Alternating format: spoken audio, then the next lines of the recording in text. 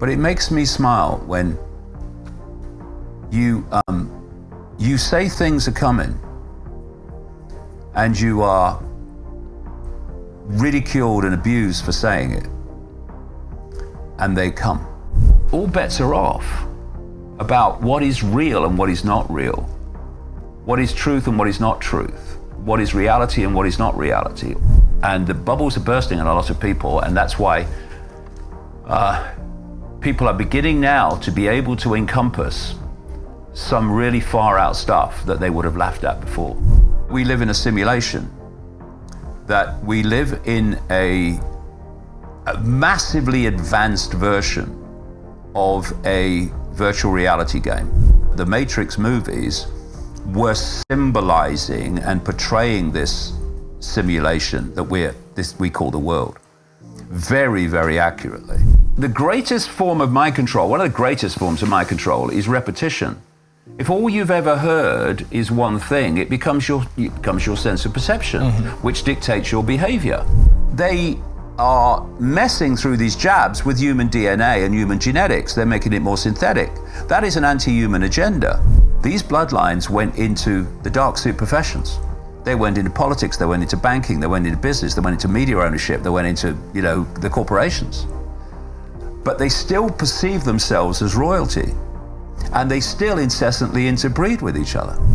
We look at these people and we're decoding their human field, because that's the one that's being projected, and we see a human.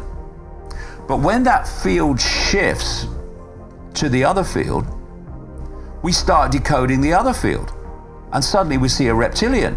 And if more people don't do it, and enough people don't do it, this game is over, because the power that's being used to impose it upon us is the power we're giving away.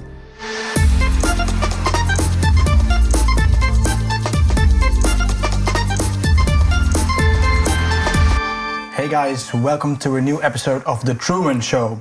And I'm here today on the Isle of Wight. And we came here with a small plane, so that's why the setup is a bit different than you're used to. I'm here today with a man who's trying to wake up humanity for about 30 years. I'm here with the man, the myth, the legend, David Icke. And I'm super excited for this podcast. And we did have to move some stuff around to make this happen, but we talk about that later. And before we start, because when this podcast will be removed, and I say when because it probably will be removed from YouTube, you can find it on my website, www.jornluka.com. And if you want to help me out, you can donate on my website, you will find it. And also you can help me out by sharing this video with your friends and on your social media accounts. And also subscribe to my channel if you haven't done that before. Thank you very much for all your help. And thank you, David, for having us, man.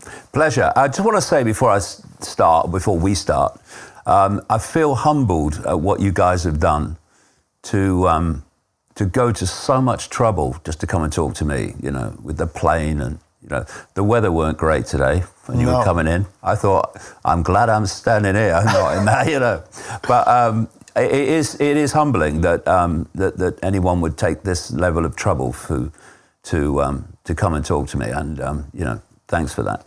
Well, thank you very much. And I mean, we're feeling humbled as well because, like I said in the intro, you've been doing this for almost 30 years, and you're doing it in such a way that, now it's almost popular to do this, right? For me now, it feels easy to do this podcast compared to everything what you've been through to speak your truth for the last 30 years. So to be here, that means so much to me. And also not only being here, but Marcel Messing, who introduced us, and the pilot who arranged the plane to come to this place, so we can do this. It's insane how this happens, and I'm super humbled, and I'm super glad that we can do this. Yeah, well, as we get deeper into the chat, we could maybe look at some of the reality interactions, shall we say, that can manifest things like this, like people arriving with the right skills just at the right time to make something happen. It's not an accident. It's not a coincidence. It's generated, and how it's generated we can talk about. And you guys coming together, and you've got the pilot appearing out of nowhere, and suddenly all that stuff. This is the kind of direction that we who can see, whatever level we can see that what we're being told is not true, and we're being excluded from society. They're trying to. We're going to exclude you from our society. Well, do you know, thank you very much, because your society stinks. We'll build our own, thank you. And it's this mutual support of this awakening mentality, because, you know, you are looking at this point in the quite dramatic, the historically dramatic, obvious division between those whose consciousness is imprisoned in the five senses and those who are awakening to something greater. Not that they're greater than them, but something greater. Their consciousness is expanding into the great infinity of consciousness. And as they do, dots start to connect. The five senses, if you look at the five senses, the five senses cannot connect dots. We're looking around now and you're seeing form, like cameras and a Christmas tree, and a wall and a computer. And you're seeing empty space in between. So everything to the five senses is a dot. Now you try putting the dots together of what's happening in the world, because the end, as we'll see as we chat, in the end everything connects. Through the five senses you can't. But as you expand your awareness out of the five senses, out of the five sense prison cell, which is what it is, into expanded states of consciousness, anyone can do it. You don't have to be the Buddha. Anyone can do it. It's a choice. You start to see how the dots connect. You start to see the picture and not just the pixels. And suddenly, that previous view of the world, what's going on? You know, why they're doing that? Becomes, see why they're doing that now. And I can see how that connects to that, connects to that. I can see why you're doing that and you're doing that, because it leads here, doesn't it? Yeah. And this is what you see with awakening people, is they start to go on their own journey of seeing it. And then you've got the people, I call them the nodding dogs. You know, we used to have nodding dogs. Do you have them in the Netherlands? In the 60s, I'm old. We used to have nodding dogs in the back of cars, right? Yeah. Now, don't ask me why anyone would want a nodding dog in the back of their car. But unfortunately now, they're not only in the back of the car, they're on the back seats, they're driving the car, and they're in the front seat as well. And the nodding dogs are going, yes, master, yes, master. Get the jab, master, yes, master. Oh, get 2, yes, master. 3, oh, yes, master. And it's not a thought process. It's a response process. Authority, do this. Response, yes, sir, I'll do it.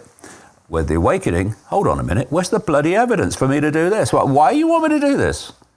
How can you justify this? You telling me this, give me the evidence. And once that process starts, of course, the whole house of cards come down, because you go, you don't have the bloody evidence, do you? You're lying to me. And everything starts to then move into focus. The kaleidoscope moves.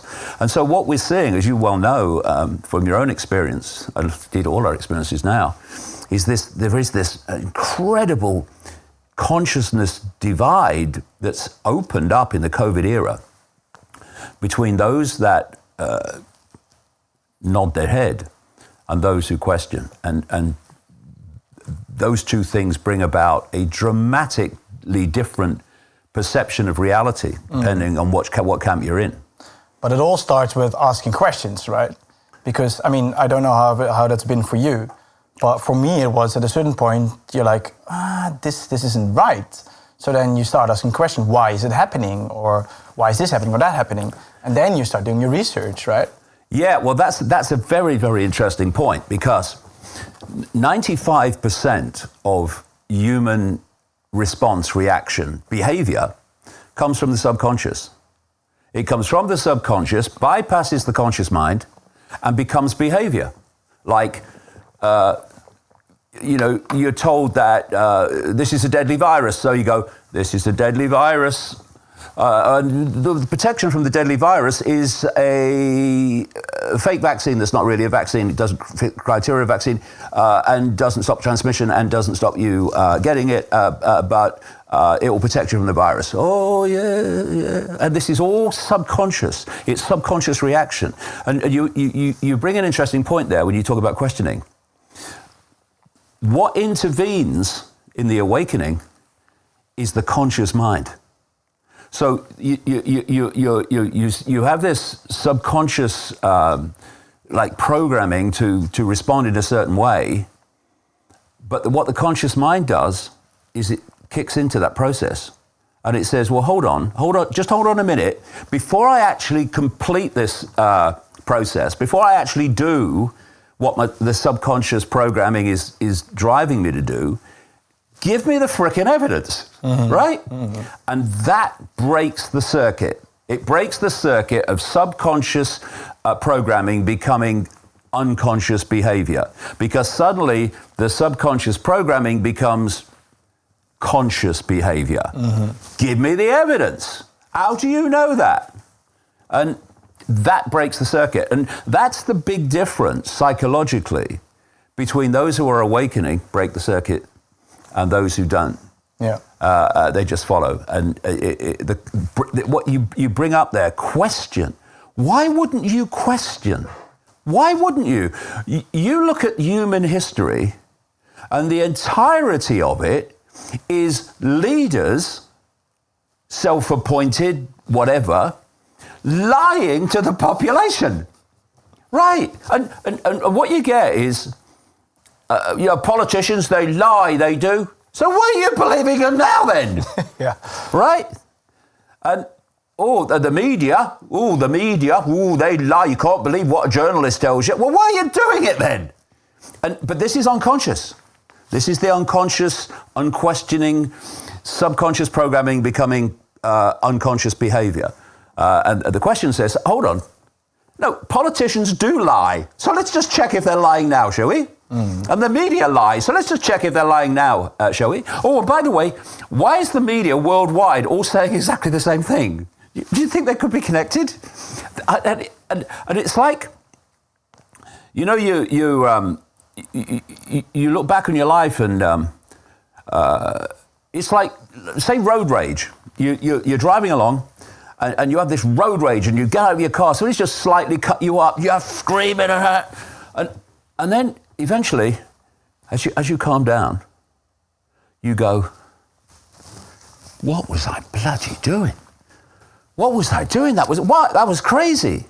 And what people are, those that break out of it are going to do when they look at the COVID era, they're going to say, who actually bought it and just did what they were told, they're going to go, what was I bloody doing? It was so obvious it was a scam. It was so obvious they were lying to us. You know why? Because they said one thing here and the opposite there. But conscious people who bring their conscious mind into the process, they don't need retrospection to what was I doing, because they do it in the moment. They see it in the moment. Give me the evidence. And if you can't give me the evidence to convince me that I should do what you want, well, I ain't doing it. No. But I mean, now it's super easy actually to start asking questions, because the things that are happening are like so insane and ludicrous and that's why I think you see so many people are waking up now at the moment. But for you, 30 years ago, it was completely different, right? Like, it was super easy to be asleep and nothing really happened. So that's different for you, like how you woke up at a certain point, right? Yeah, well, I've had a strange life. I've had an amazing life, but it's, from a normal point of view, it's a strange life, right? So, I came to do something. I mean, it's blatantly obvious now as I look at my life. I came to do something, and I came to do what I'm doing. And, I also have had an enormous amount of help. Can I say it? Not of this world help in pushing me through this journey. And for the first Was I born in 1952? Between 1952 and about 1990, I lived an amazing life, but I was a professional soccer player. I was a journalist. I was a television presenter. I was at one point a national spokesman for the British Green Party, and so I did live an amazing life. But it was still normality in that sense.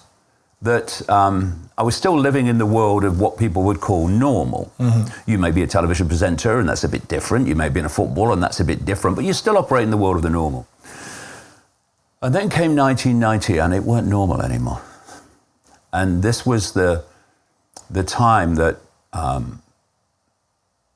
that really consciously triggered the life I've had since, which is now coming up to 32 years of it. In 1990, or more, go back a year, in 1989, I was a television presenter with the BBC, sports presenter, and I was a national spokesman for the British Green Party. But something started to happen. It was really strange. When I was in a room alone, it didn't feel like I was alone. And this began kind of early 1989, and then got more and more tangible as the year went on. And in 1989, for the only time in history, really, the Green Party in Britain at the European elections of 1989 had a massive vote. We got 2 million votes.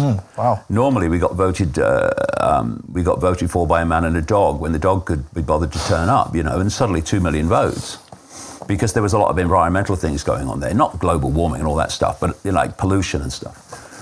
And so I was suddenly thrust into the political limelight at that time as well, when I didn't really expect to, because I was a spokesman for the Green Party, and no one had really any idea what it was all about.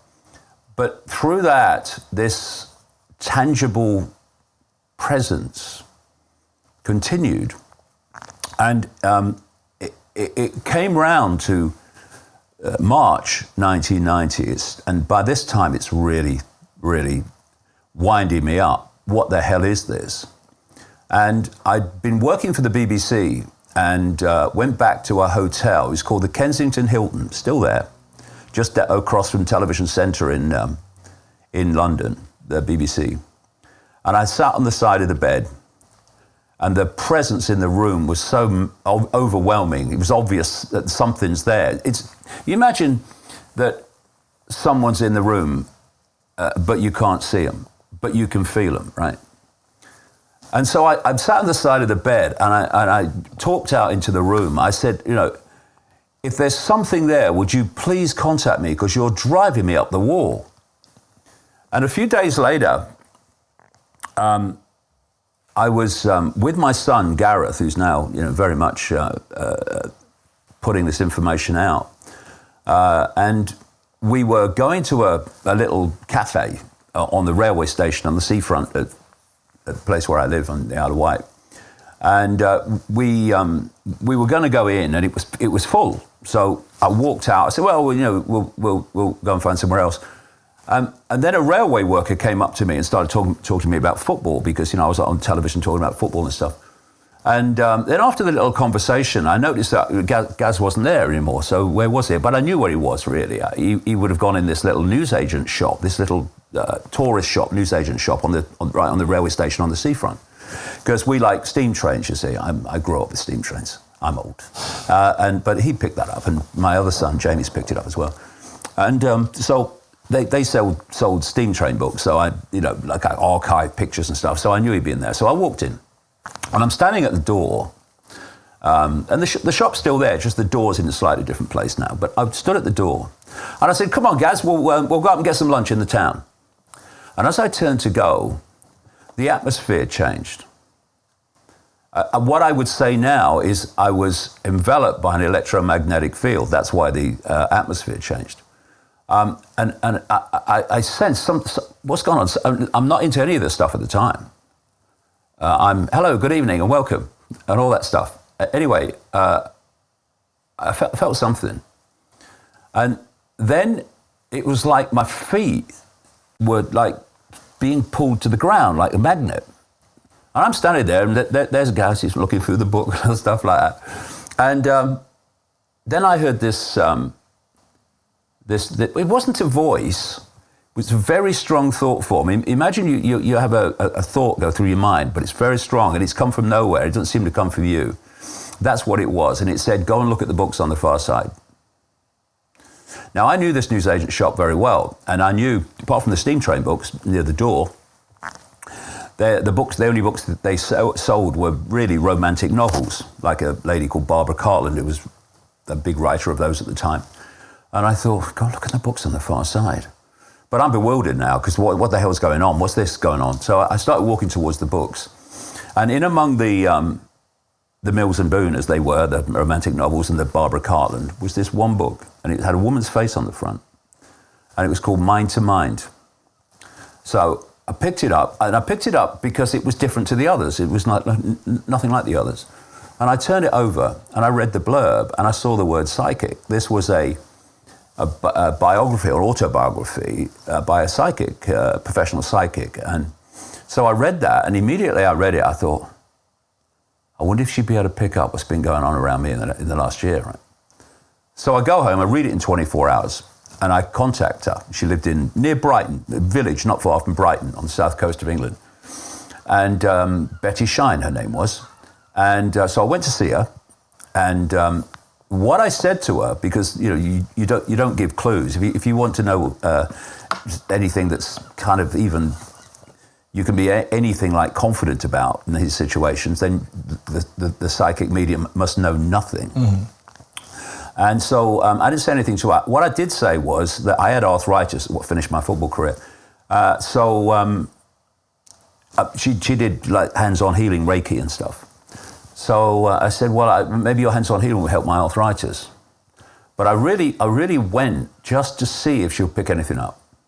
So I went the first time. We had a lovely chat about reality and all that stuff. All made sense to me. And then I went the second time, and I'm sitting on this medical type bench in her front room, actually. And she's working on my left knee, just off my left knee, the old hands-on healing, and I'm just sitting there thinking.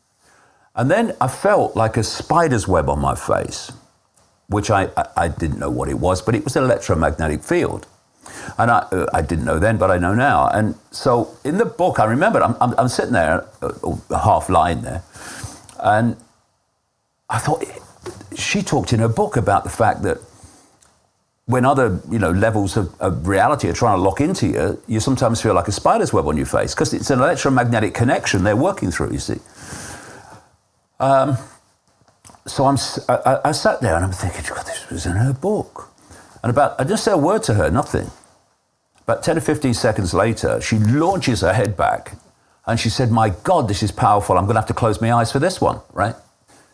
Now, I'm new to this, right? And my bum is starting to slip down. I'm thinking, what's going on here? What you got into here, Ike? And so she then starts to say, she's seeing a figure in her mind. And the figure gave her name. These are all projections. These are all projections to give us something to hang on to, you know what I mean? Because they're not actually in bodies, it's consciousness. This figure, she said to me the name of the figure, and that Socrates is with him. Socrates is with me, he said.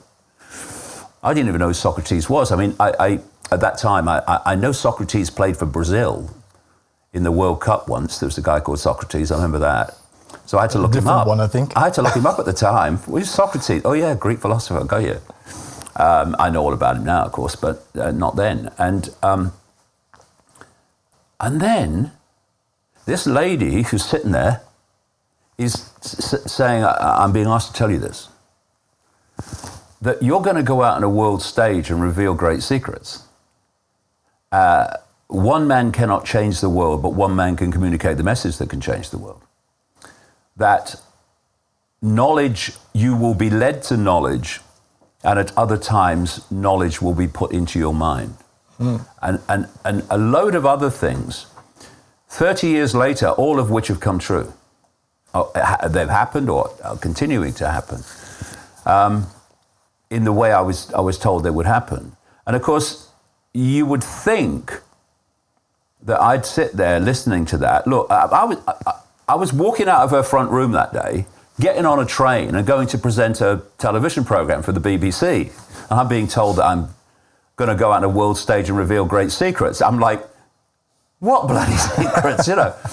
And, but you know where you would think you'd go, you're having a laugh, right? Something here said, this, you've got to go with this. You felt it. Yeah. You know, this would have gone, you're having a laugh, lady. This was something in this. And I wasn't really into this, you know, as I am now, this consciousness and the points where we feel and pick it up. But it did feel here, I've got to go with this. But I was just going to get on with my life and see what happened. And I went back the next week and I got a lot of more stuff. And then that's the last time I saw her, really. And I just got on with my life. And then very soon after that, the BBC didn't renew my contract. And I'm a young guy. I'm the youngest presenter of the sport with the BBC nationally by a mile, country mile from anyone else at the time. You'd think, you know, you've got a long future. But they just didn't renew my contract. And that allowed me to start exploring this full time, for a while anyway, till the money ran out. Mm-hmm. And my life suddenly became this daily synchronistic experience of meeting people, having personal experiences, coming across books, documents, whistleblowers, all these different sources of information. And it became clear very quickly to me that somehow some force was handing me puzzle pieces in the jigsaw puzzle, and I was to put them together, and a picture started to emerge, and it was basically the powers that appear to run the world are not those that run the world. That was the first one. It went a lot deeper after that, as we'll get into. But that were these early pieces in the puzzle were kind of showing me that. Mm. And if you wanted to meet a professional psychic in 1990, all you had to do was follow me, because I only made a conscious decision to go and see Betty shine. But after that, I kept meeting other people. I don't know, what would you do? I'm a professional psychic. Oh, really? No, another one. Another one. And but what was coming through them was a consistent picture of going on this journey to uncover what the world really was and what was really behind it. And there was a concept that came in quite early, so early that the first book I wrote on these subjects was called Truth Vibrations. And it was that a energetic change, a frequency change was coming in that was going to impact on the field, the electromagnetic field that we interact with, in a way that was going to wake humanity up from its coma. That the less asleep were going to be affected first, and then the more and more and more asleep were going to be affected eventually. And that this was going to have two effects. One, what I'm talking about, people would start to look at the world in a much more expanded way and break out of what I call the 5 sense prison cell. But the other thing it said was, what the other effect, major effect it's going to have is that all that's been hidden is going to be brought to the surface so people can see it, right? Now, when I was told this in the spring, summer of 1990, there was absolutely no sign of that, none whatsoever, and for a long time afterwards. But when you think now, as we come into 2022, nearly, what we know now about the world, the powers that manipulate its goal, where the world's being taken and why. There's a lot more to know about the why.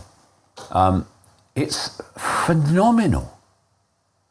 I mean, what we know now we didn't know 2 years ago. What we know now we didn't know 5 years ago. What we know now we didn't know in 1990 is just, well, where do you start? Mm-hmm. And so this bringing to the surface all that's been hidden so people could see it has absolutely happened. And, you know, you will have seen, as so many others have, the scale of numbers of people around the world that are now seeing what they couldn't see before. Of course, the majority are still fast asleep and not seeing it yet. Maybe won't see it in this lifetime, but the numbers that are is phenomenal and far, far greater than those who speak out. Mm-hmm. There are those who say, no, this is what's happening, I'm getting it. But there are enormous numbers, probably a bigger number, who are starting to get it, but they're not vocal about it. They'll keep it to themselves, or they'll just talk among the people they think are, you know, won't think they're crazy or won't think they're the devil because they haven't been fake vaccinated. So this awakening is happening. And what is the awakening? It's the awakening from the 5 sense prison cell. It's awakening from all our perceptions coming from how the 5 senses decode the world. Everything apart from everything else, everything's solid. I mean, that's got to be solid, isn't it? But it's not. And you can show with quantum physics, etc., that it's not. So that is the scale of the illusion. So if that is not solid, but it absolutely has every feel and experience of being so, then all bets are off about what is real and what is not real, what is truth and what is not truth, what is reality and what is not reality. All bets are off.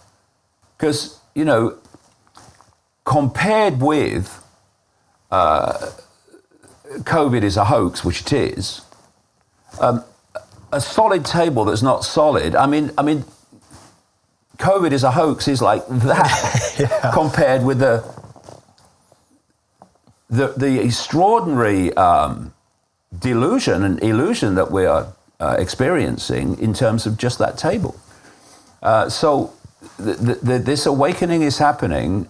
Is it as big as we'd like? Is it as fast as we'd like? Of course not. But you see, I have a different perspective on this because I've been doing this a long time. I know what it was like in 1990, 91, 92, 93, 94, 95, 96, 97, 98, and on, trying to get people to see this, or even give it their attention. Like, he's mad, he thinks reptiles run the world, and all that stuff. So when I observe the world now and the response to me of people compared with the past, I mean, it's dreamland, because there's so many minds now that are not only open to the COVID hoax. Can I say COVID hoax, YouTube? Is that all right? Susan Wojcicki, is it all right with you? But they're opening to even the more far out, the real far out things, well, perception of far out things that I've talked about in the past. Mm-hmm. They're becoming open to them too. So you see that it's super important to speak out, though, because, yeah, like you just said, you think there are a lot of people who are thinking this, but a lot of more people who are thinking this but not speaking out. So if they start to speak out, the group will only get bigger, right? Yeah, well, yeah, that's a massively important point. People are looking at my stuff now. They're looking at my books now, and you know what I'm saying now, and they're going, "Well, hold on a minute. Maybe he wasn't so mad as we thought he was. Actually, he got this right, and he got that right, and he got that right, and they got that right." Now, they wouldn't be saying that if I hadn't said it at a time when what was coming back to me was monumental historic levels of ridicule and abuse. Mm. If I came out now and said, I knew this was coming, of course you did, right? Shut up. But I said it and I wrote it knowing I was going to get ridicule and abuse. And I'm not crazy. I was a journalist. I knew that when I came out with some of this stuff, I was going to get mass ridicule. But my criteria in everything that I've done is not how am I going to be received? How is it going to be received? What are people going to say about me? My criteria is it flippin' true? That's my, not my bottom line, it's my top line, it's the line in the middle. Is it true? Can I support it with the evidence? And if I can, I don't care how far out it is, I don't care what abuse and ridicule I'm going to get for it, I'm saying it. And, you know, over the years, it's kind of funny, for lots and lots of these years, I would go to a hall, I'd pay for the hall, I'd put the chairs out, I'd stand there and speak to the chairs. There weren't many people in them. And I'd go home poorer than when I arrived. Mm. And people were saying, he's only doing it for the money. What do you mean? Money? It's pouring out of my life. And one of the reasons was, there's no way someone's going to say this and get this level of ridicule and abuse if there's not some kind of money in it. And that may be true in many cases, but in mine, it was, I'm interested if it's true. My focus is always on facts and evidence, and my worst nightmare is saying anything that's not true. I take that as a personal insult, right? So I'm obsessed with facts and evidence and supporting what I'm saying. But as long as that's there and it's crossed my line of I've got enough, I'm going to say it. And if people don't like it, well, they can do the other thing. That's fine by me. Because, you know, and this is very much part of this COVID era. You know, people say, you're an anti-vaxxer. And I go, that's right, I am. It's just like, oh no, I'm not against vaccines. Mm. Oh no, I'm just, there's not enough evidence for this one. No, like you go on the defensive. Oh no, don't call me an anti-vaxxer. I'm not against vaccines. Well, excuse me, I am. Always have been. So call me what you like, I couldn't care less. But the point is that what keeps people in these emotional, mental, perceptual prisons is the prison that most people live in, the fear of what other people think. That's a killer. And you see it like, I better not say what I really think, or what will they think of me? Mm-hmm. Now, my response to that from a personal point of view is, if I don't tell them what I really think, what will I think of me? Because if you have self-respect, you speak your truth. You are your own unique set of circumstances, your own unique set of experiences, and that gives you are a point of attention with all that is, has been, and ever can be, but you are a unique point of attention. And we need to celebrate that uniqueness and not scorn it by having to become part of the group and part of the crowd, so that the crowd will see us in a certain way. So how does that work? For me to be part of the group and to be perceived as one of them, I have to become them. So I am now going to concede my individuality, my uniqueness, my unique perspective on life to this group, so that they will think of me as one of them, and, oh, he's a good person, you know, all that stuff. Whereas what you've done is you've stopped being you and you've started to become them. You have handed them your uniqueness. You've handed them your your essence. You're no longer the unique individual you really are. You're them. You're part of the group. And this is what's being done all the time to pressure people to join the group. This is what the woke mentality is about. If you look at it, it's all about forcing people through fear of abuse and ridicule and all the rest of it to become part of the group and to keep their mouth shut on anything that the group won't agree with. And so Orwell was absolutely right in the sense that he talked about how people were pressured into accepting that 2 and 2 equals 5, right? And that's what's happening. The COVID narrative is so ludicrous, it is so insane. What it is saying is, you must believe that 2 and 2 equals 5. You must believe that a fake vaccine that we admit can't stop transmission and we admit can't stop you getting it being what they claim is it, and we'll talk about that. But if you don't get it, then you are a danger to everyone else. But I'm a danger to everyone else because I won't have something that you say will not protect people from getting it or transmitting it. Now that's 2 and 2 equals 5, right? Mm-hmm. Well, it's 2 and 2 equals 2,456, actually. It's that crazy. But people accept it. What the awakening say is, and what I'm going to say to the day I leave this reality, 2 and 2 equals 4, right? Give me a calculator, I'll prove it to you, right? Get me a pen and paper, I'll prove it to you. 2 and 2 equals 4.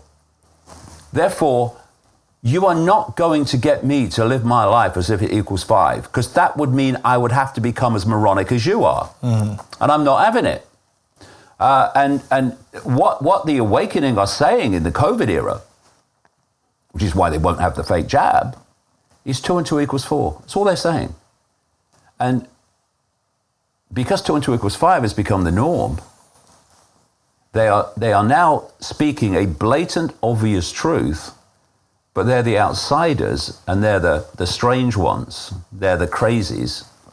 And that's what's happened, this inverted flip of society where insanity perceives sanity as insanity.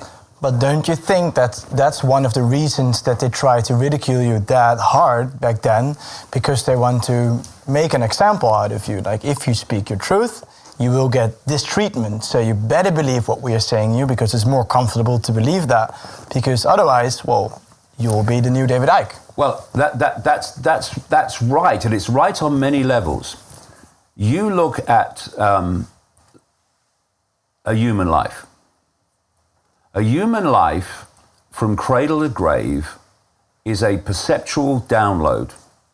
It's an informational download designed to deliver your perceptions.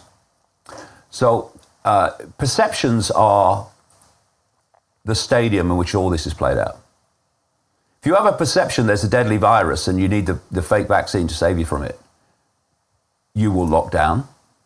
You will social distance, you'll wear a face nappy, and you will have the jab.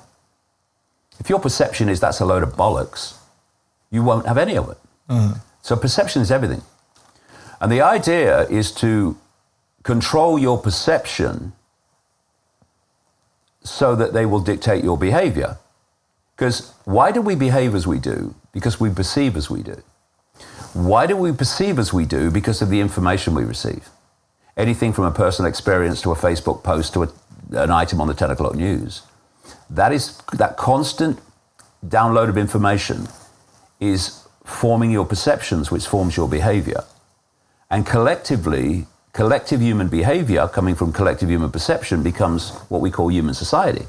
Human society is simply the way humans behave. And humans behave as they do because of the perceptions they have. They get the perceptions they have from the information they receive. This is why you've got all this censorship going on. Because if you can control the information at the start of the process, that people receive, then you're overwhelmingly likely to form their perceptions, which will dictate their behavior. You're controlling their behavior by dictating their perception. And so if you look at a human life, it's a constant download of information to deliver a certain perception. So you come out of the womb and you're influenced immediately by your parents who've been through the process you're about to go through, and therefore they're passing that programming on to you, overwhelmingly, not malevolently, but because they've been programmed to believe that that's the way it is. You then go to school at 4, 5 years of age. You've only just arrived here, and now you've got an authority figure standing in front of you, called a teacher, representing the state, representing the curriculum of the state. What's the curriculum of the state? It's the download to form your perceptions that suits the state. That's what it is.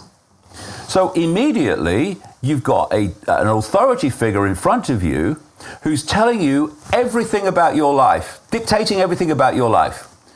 When you have to be there, when you can leave, when you can talk, when you can eat, when you can go to the toilet, what is, what isn't, what has been, what hasn't been, and all possibility and no possibility. Everything is, the delivery system starts.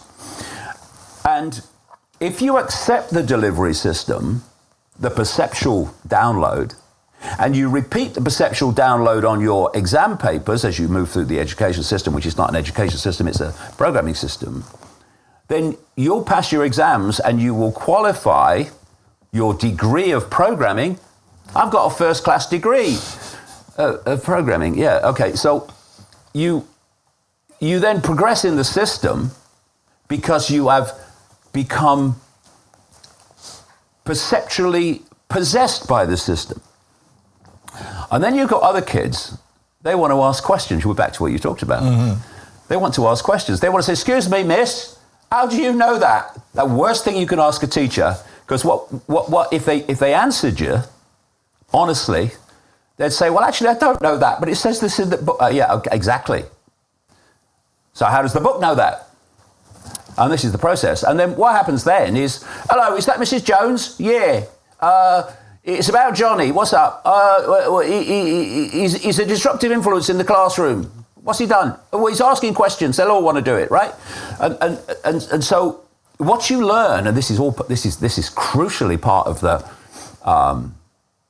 the submission programming, which goes alongside perceptual programming. Submission programming is part of perceptual programming, and that is, you start to learn at a very early age. If you try to buck the system or question the system, life gets more difficult than if you just go with it, right? This is the message all the way through. You then go out of the ludicrously named education system into the world of work. And now the same dynamic is going on. Now, instead of the teacher telling you everything you have to do, the boss is telling you. And the other thing about the moving out of the education period, which crosses and encompasses all the formative years when people's perceptions are set, often for life. Not an accident. You go out into the world of work and you're meeting people who've been through the same programming system you have, only earlier, and they've bought it, just as most people in your generation have bought it. And so what you have as you go around the so-called adult world and the world of work is everyone agreeing that a complete provable nonsense is actually how things are. And the greatest form of mind control, one of the greatest forms of mind control, is repetition.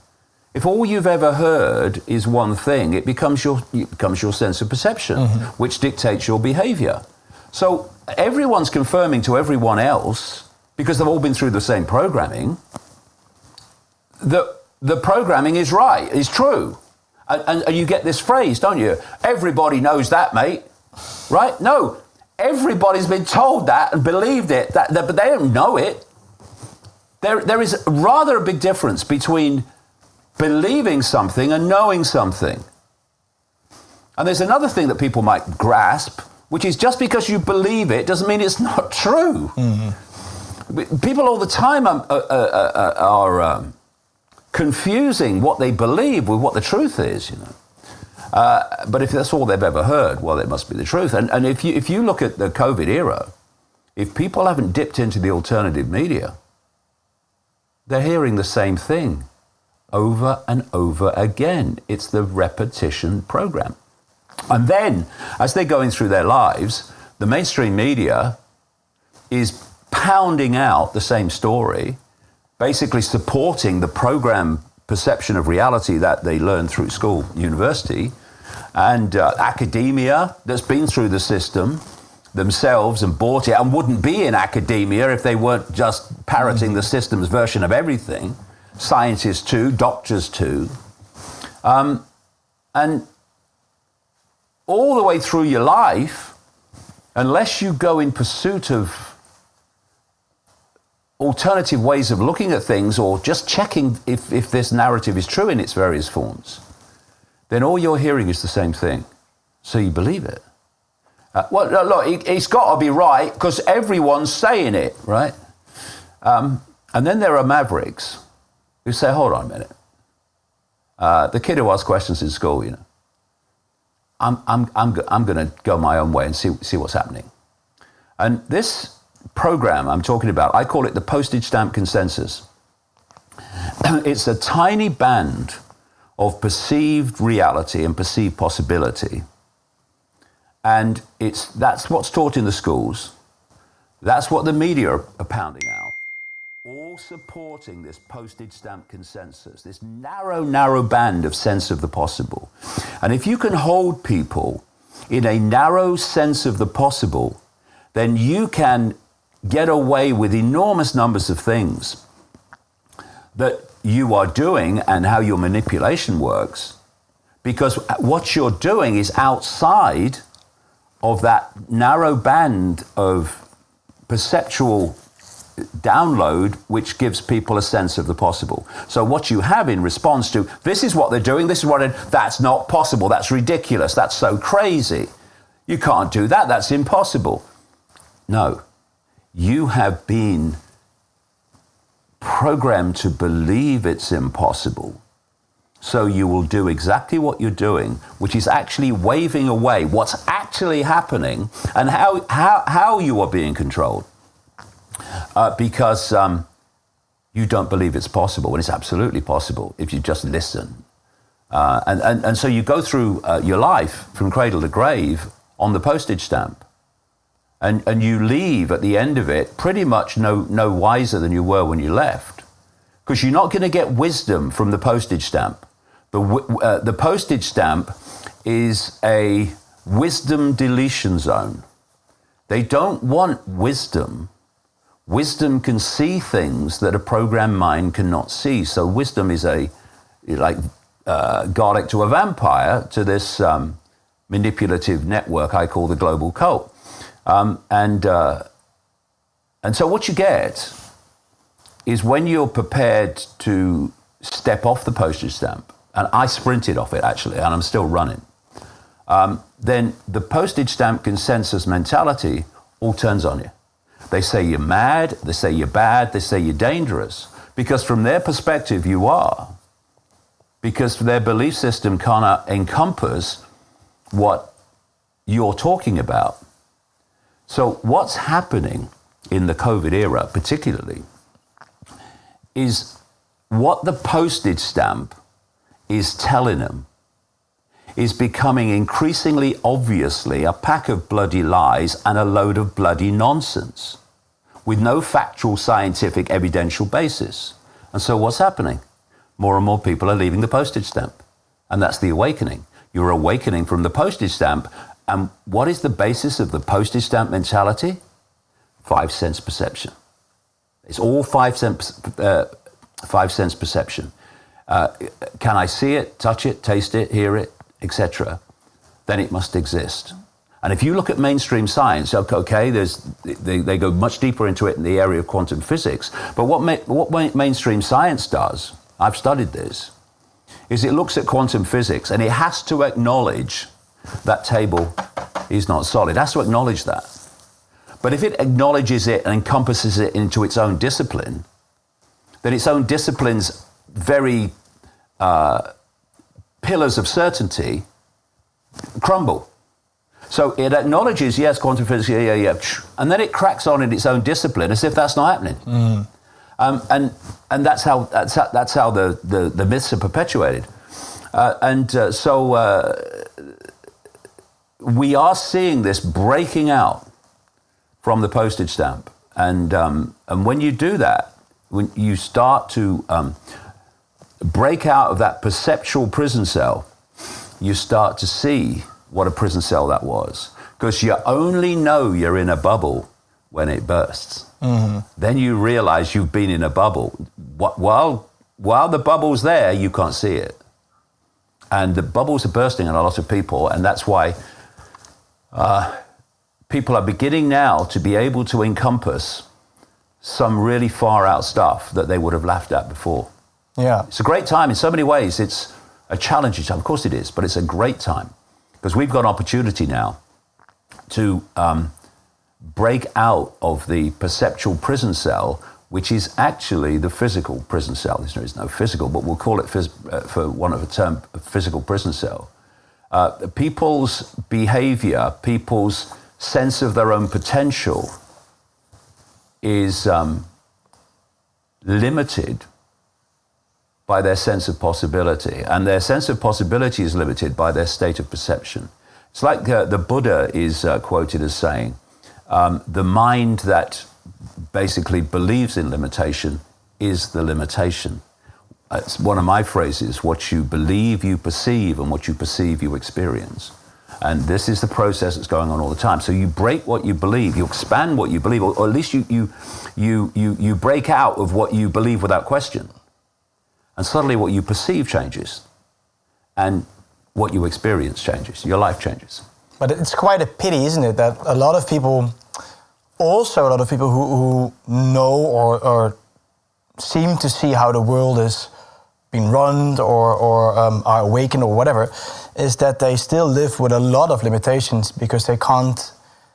This is what I hear a lot, that, okay, like I can't do this because I have this, or I can't do this because my kids or my life is hard because of this or this or this. And they still live with so many limitations, and it's quite hard to explain to someone that the limitations are in your head, aren't they? Well, I mean, that's a great point. I mean, what have you just described? A limited sense of the possible. So, you know, we live in a reality, a world, which is actually two worlds. There's the world of the population, and there's the world of what I call the global cult. The global cult, which is behind the COVID hoax and the global human-caused global warming hoax, etc. It's your Klaus Schwabs and your Bill Gateses and your Anthony Fauci's and all these people. They're only gophers. It goes much deeper than them, my God, yes. But they're the kind of personalities that you see in the public arena that are connected to this cult. So this cult is a global network of secret societies, semi-secret groups that operate like a spider's web. So at the center of the web, you've got a spider that operates in the hidden. And from the spider is generated the global agenda for humanity, the direction of the world. Absolutely, this is why you had a almost entirely, not quite, but almost entirely global response, the same global response to COVID in every country. Because this centrally controlled, centrally dictated. So the strands immediately around the spider are the most exclusive secret societies. Many of them don't even have names, makes them harder to locate and track. And most of the people in those inner core secret societies you will never have heard of, not in the public arena anyway. And then you come further out from the spider, and you enter, still in the world of the unseen, but you now come to those secret societies we have heard of, like Freemasons, Knights of Malta, Knights Templar, the inner core of the Jesuit order, Opus Dei, etc., which we know of, but we don't know what they do.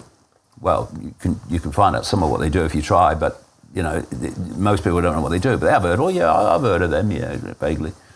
And they then move out until they reach a point in the web that I call the cusp. And at this cusp is a a group of organizations whose job it is to take the agenda coming out from the spider through the hidden and to project it into the world of the seen, the world we perceive to live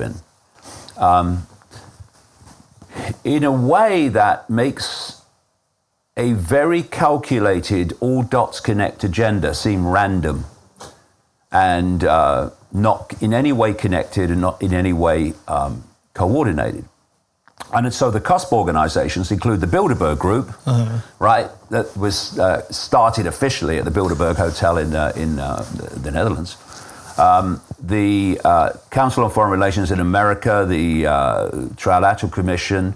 Then there's the Club of Rome. The Club of Rome was created by this cult as a CUSP organization in 1968, specifically to exploit environmental concerns to justify the centralization of global power. That's where the human-caused global warming thing came from, hoax came from.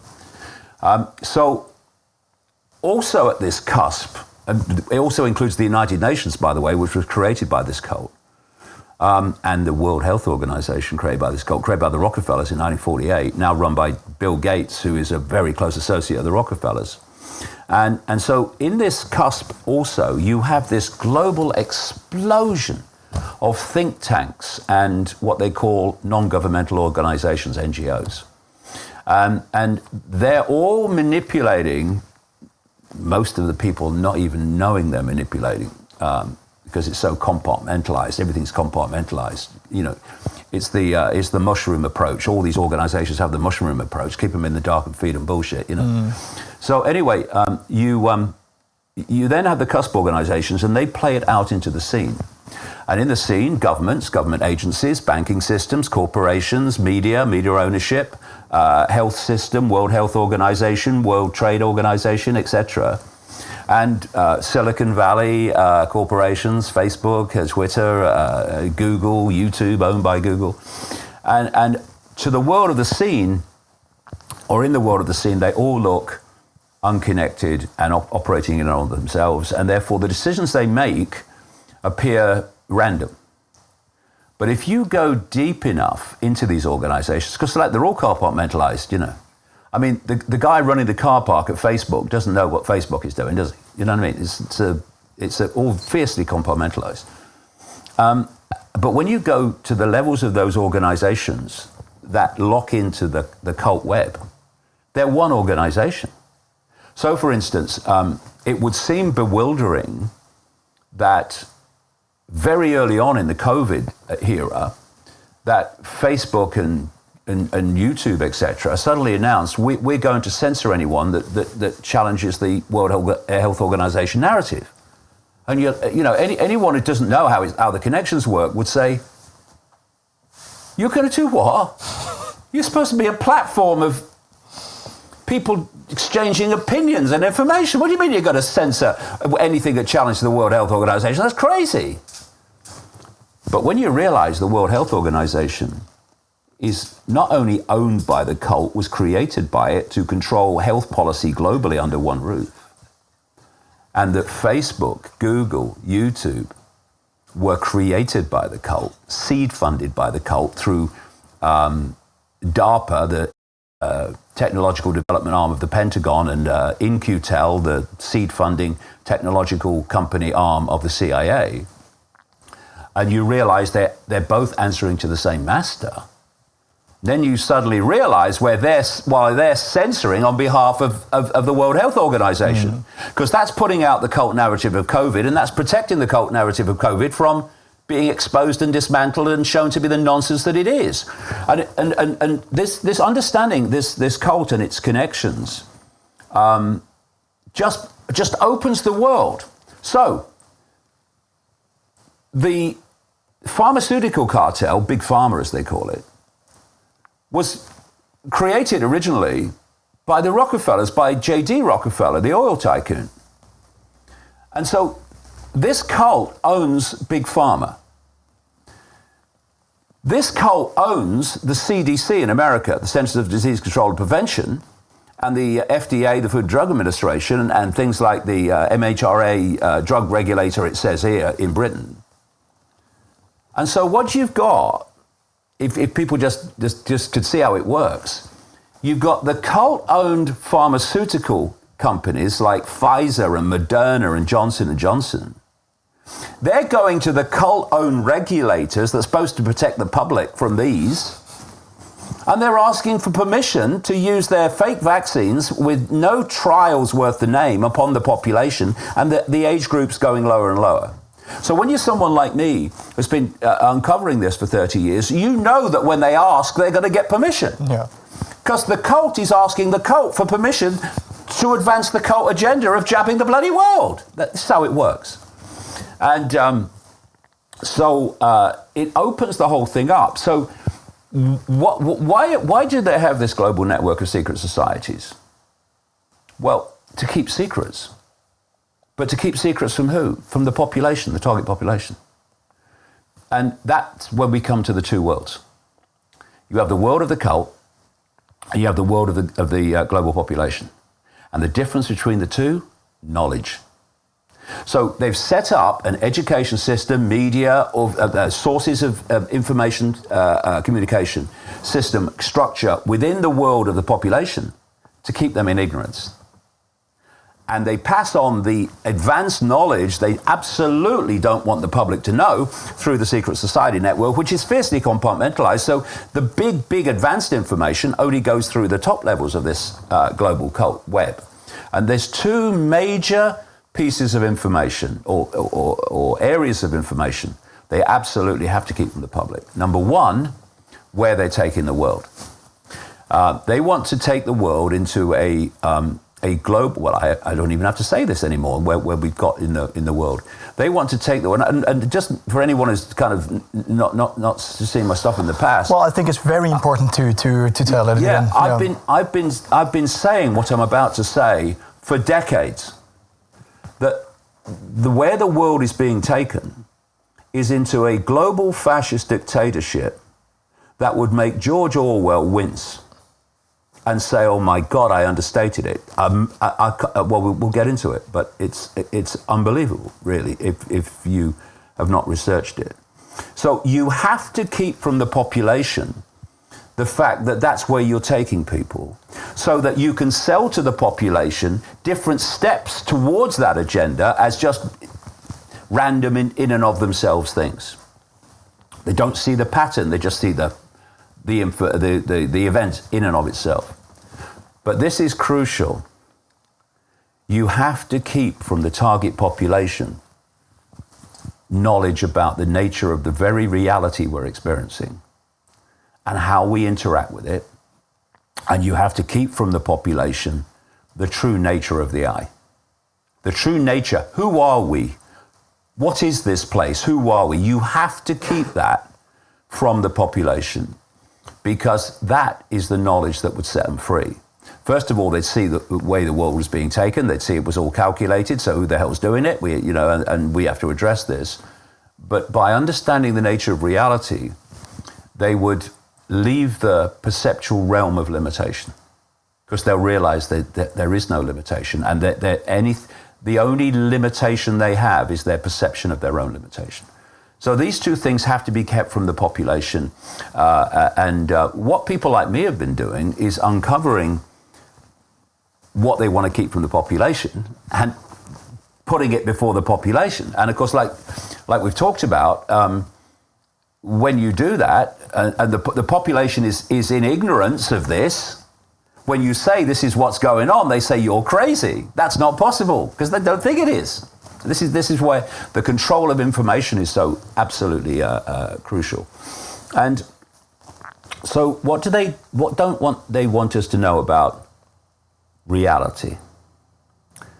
They don't want us to know that the labels of a human life that we self-identify with, I'm a man, a woman, I'm this sexuality, this race, that race, this religion, that religion, this income bracket, that income bracket, whatever, are not who we are. They're what we're experiencing. It's a brief experience called human. And what we call human is merely the way the human, what I called for a long time, biological computer, processes information into a sense of reality. So, why does an elephant act like an elephant and not like a duck? Because its biological computer is processing information according to the elephant program, so it acts like an elephant. A duck is doing it to act like a duck. And humans act like humans because the body is processing information through the brain, etc., in a certain way that we call human. But in all these cases, the foundation of it all, the real I behind it all, is the consciousness having that experience. And the consciousness that at the end of the body cycle, the body has a cycle, we have eternity, we being consciousness. When the consciousness leaves at the end of the body cycle, it continues its infinite journey of it, or not even journey, it's infinite experiences within infinite forever. The idea of the cult, and this is why it has to keep the nature of reality from us, it has to get us to self-identify with the labels. Why? What's the level the labels operate on? The 5 senses. That's where it wants to keep us. In 5-sense reality, everything's apart from everything else, and nothing's connected, and I'm just my name. Hello, nice to meet you. Who are you? Well, I'm my name, I'm my job, I'm where I was born, I'm my location, I'm my race, What about, hello, nice to meet you, who are you? Well, I'm a unique expression of all that is, has been, and ever can be. Oh, really? So am I. Nice to meet you. Thought I recognised you. A completely different way of looking at the world, right? So you must get people to self-identify with the labels. Now, if you notice, and this is all part of the psychology, if you go deep enough into it, look at what the woke mentality has done. It's subdividing the previous labels into smaller and smaller labels. Now you say, hello, nice to meet you.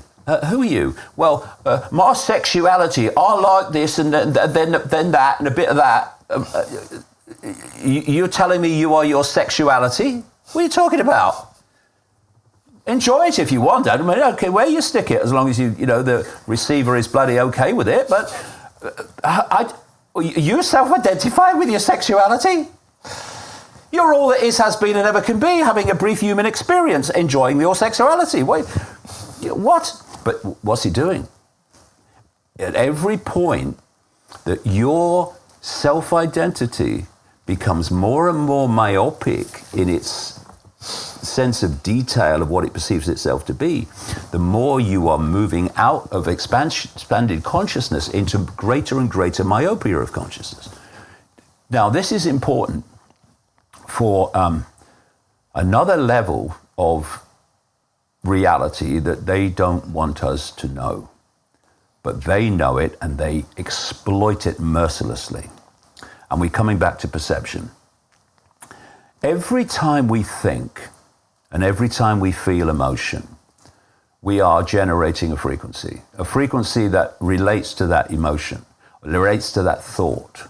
In fact, as I've shown in the books, this cult has worked out what these frequencies are. And as they say, the throttle goes both ways. The emotion that you feel generates its unique frequency. But if you can fire that frequency across a community, you will also generate the emotion. Mm. So if you want to wind a community up so it's a tinderbox, and then you go and do something just as like a, lighting the blue touch pad because you want to riot because it suits your agenda, and you fire these frequencies across a community and they're wound up and they're ready, and then you give them you beat a black guy up or something, a police beat a black guy, whoa, everyone is crazy because they're already cocked for it. So the sum total of our emotions, frequencies, and the sum total of our thoughts, frequencies, come together as our perceptions together. And this creates a perceptual frequency field. Now, I was talking about the fact that the 5 senses see form. That's the frequency that they can see. But they see empty space in between the form. But there's not empty space between the form. there's energy, consciousness on a level of frequency that the five senses cannot pick up. Therefore, it seems to be empty, but it's not. And quantum physics, again, has shown this. And this field acts like an ocean to sea life. If you want to affect all the fish at the same time, what do? You affect the sea, right? Because they're connected to it. Mm. And so they're interacting with the sea. That's what connects them all. The ocean is what connects them all. Even though their form and fish swimming in a bloody dolphin or something, what connects them all is the ocean. Well, we live in this ocean of consciousness. And this ocean of consciousness is all possibility and all potential. And it's waiting to manifest. It's like an infinite field of possibility and probability. And so you can open your mind to consciousness beyond mind, and you can connect into this field in a very wide, vast scale, high frequency scale. And the life that you, or the experience you will manifest from that field of possibility and probability will be enormously greater than someone whose self-identity, therefore perceptual field, believes it's got no power and believes only in its five sense labels. And therefore, it's going to interact with this field of possibility and probability on a much narrower level of frequency and a much lower level of frequency. And what it's going to manifest as an experience is therefore going to relate to its perceptual state.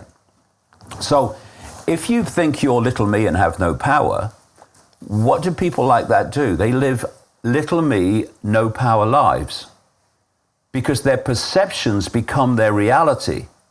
Their perceptions generate a field of frequency which interacts within that field of frequency with all possibility and all potential that we're living in, we're swimming in. Whereas someone who opens their mind and instead of seeing themselves as their labels, little me, they see themselves as the consciousness having the experience called the labels. Well, they're interacting in a much deeper way. And this is what awakening is. Awakening from the five senses into a massively greater interaction with possibility, all possibility and all probability, possibility. And what happens? What happens to people? It happened to me. What happens to people when they go through that process? They suddenly find synchronicity in their lives. Amazing coincidences, like you've had to make this possible. This is the perfect example. Yeah, this is why I said at the start, we'll go into how that manifested. So, why is that? Why does your life suddenly become peppered with fancy seeing you here? What's the chances of that? Because now you are interacting with the field of possibility and probability in a much greater scale and higher frequency. And so what you can manifest as possibility and probability subsequently expands. Instead of someone absolutely stuck in the five senses for whom synchronicity is a very, very rare experience. And so let's bring it back. Why don't they want us to know this?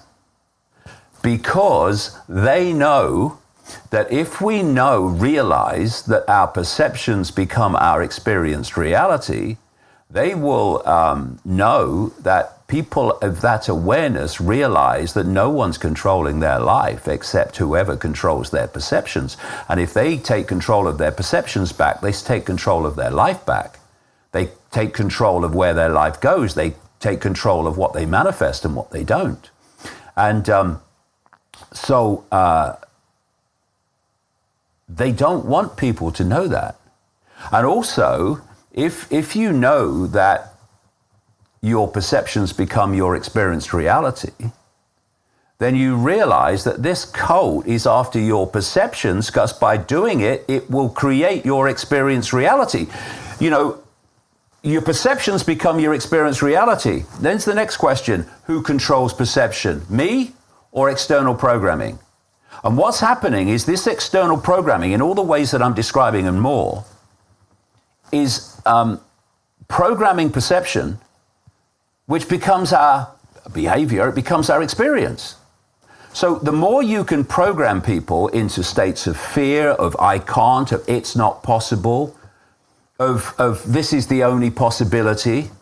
You know, it's like you mentioned earlier, you know, people look at it and they say, well, I've got to do this because if I don't, are you saying within all possibility that are your only choices, that your only possibility is that one possibility? Of course not. And it's about taking control of our perceptions back, our sense of potential back, our sense of infinity back, at which point our interaction with the field of possibility probability will manifest a totally different experience. That if you were a cult that was controlling an entire human race virtually, by controlling their perception, knowing that will become their experience, limited perception becomes limited experience becomes no problem to the cult, then the last thing you want them to know is that big revelation. What you perceive or what you believe you perceive and what you perceive you experience. And so I would say this to the awakening people that are looking at the situation now and thinking, I've got a choice here. Have the jab or my life as a life is over. No. Your life is just beginning. They want you to believe that you have a choice between the jab and no life, because that's their choice that they are seeking to program you to believe in. But we live in all possibility. You know, and I say to people, you know, if you want to impact upon your life, then realize that you have the power to impact upon your life. Example, you think, if I don't have the jab, this is going to happen. I'm not going to be able to do this, I'm not going to be able to do that, I'm going to do the other. So it's that or it's the jab. Right? So which is it, right? That's a false choice. The jab is the worst thing. There is no other possibility that governments can impose upon you that's worse than the frickin' jab, right? Okay, let's start with that. If you get a bad one, you're in trouble. So how about imposing yourself on that situation? Okay, line in the sand. I'm not having the frickin' jab, right? It's not a choice between that and having the jab, because that choice ain't happening because I'm not having the bloody jab. Now, if I'm not having the jab, I then have to find a way of not having the jab and living a life that fulfills me. Mm-hmm. So therefore, you are imposing yourself on the situation. You're not a victim of the situation. Oh, they've given me this choice, jab or no life. That's you allowing other people, the cult in this case, to give you the choice of your perception of choice. When you realize we're interacting with all possibility, you dictate the choice. So this is my choice. I'm not having this frickin' jab under any circumstances, nor are my kids. So what I need to do is then manifest something, create something that allows me to have, it won't necessarily be the same life, but it could well be a better life. And therefore I'm going to manifest it. And I'll tell you from my own experience, when you come from that perspective, where you are imposing yourself upon the situation and not having it imposed upon you, these coincidences, bits of luck, incredible coincidences and synchronicities will manifest a way that you have a life that gives you fulfillment without having the frickin' jab. Because you've imposed yourself on life. It's like I say, you start living life and stop life living you. Mm-hmm. Life's living you when you perceive the choices authority give you are the only choices. You start living life when you realize your choices are what is impacting on your reality, not someone else's who is trying to impact upon your reality. So if you if you look at the situation we're in now, the bottom line of the no jab community needs to be no jab. And we will find a way, we will find ways. But does it also start with your perception of what life is, like what is important in life? Because I think a lot of people who don't want to take the jab do still think it's super important to go to a restaurant, for example, or go to a nightclub, for example, or, I don't know, have a certain kind of job because they're afraid that they can't make money another way, or like all those matrix kind of things that they've been taught to all those years. They still think it's important, or they can't imagine how to live a life else. But you're spot on. They can't imagine. Because what this cult has done, one level of this programming, is they've hijacked human imagination. And they've put it on the postage stamp. So people can literally imagine another life outside the postage stamp. I've been asked to talk at the Oxford Union Debating Society at Oxford University a few times. And I have to be honest, I went along, I left school at 15 to go and play football. And I went along to the first debate, and I thought, well, I could be in trouble here. You know, these are intelligent people. I must have spoke at the Oxford Union about 5 times. I've not been asked one single challenging question in that entire time. I've had a load of bloody nonsense thrown at me, but not an intelligent question. But anyway, I was sitting. What they do, you turn up, and they give you a bit of dinner, you know, and stuff, and then they take you down. You do the debating thing. And I sat around a table with some young students. And I was talking about this and stuff. And what struck me is they could not imagine any society that wasn't, for instance, hierarchical in nature. Mm-hmm.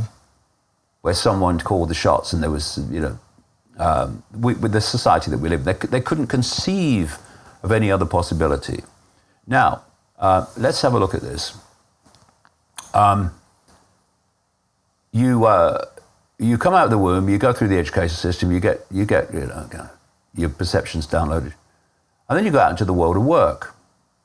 So, hands up, not in this room, of course, where no hands would go up, but generally, do you want to do your job because you love your job and you want to do your job? Or are you doing it just to survive? And hands will go up everywhere. Because most people are not doing the job because they want to, but because they have to. They feel they have to. And even those that are perceived successes in this system, i.e. they accrue lots of money, and I've met very few truly happy people with a lot of money. And so I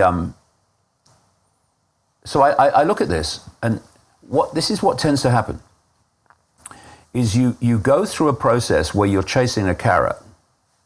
Like you come out of school or university and they're off. Must, gotta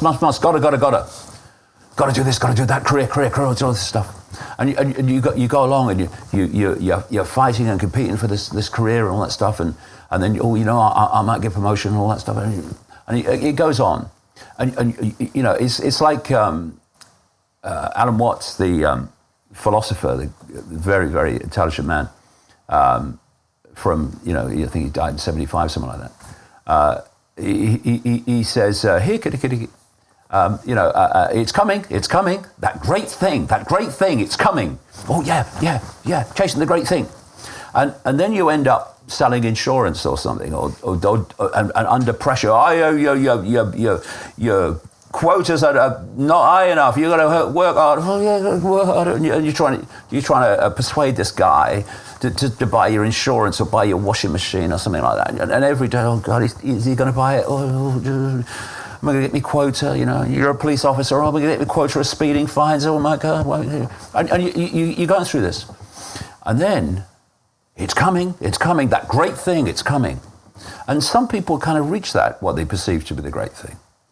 They become the boss, or they get this job or whatever. And then they realize that actually inside, nothing's changed. This great thing was not a great thing. It was a carrot dangling on the end of the string in front of the donkey.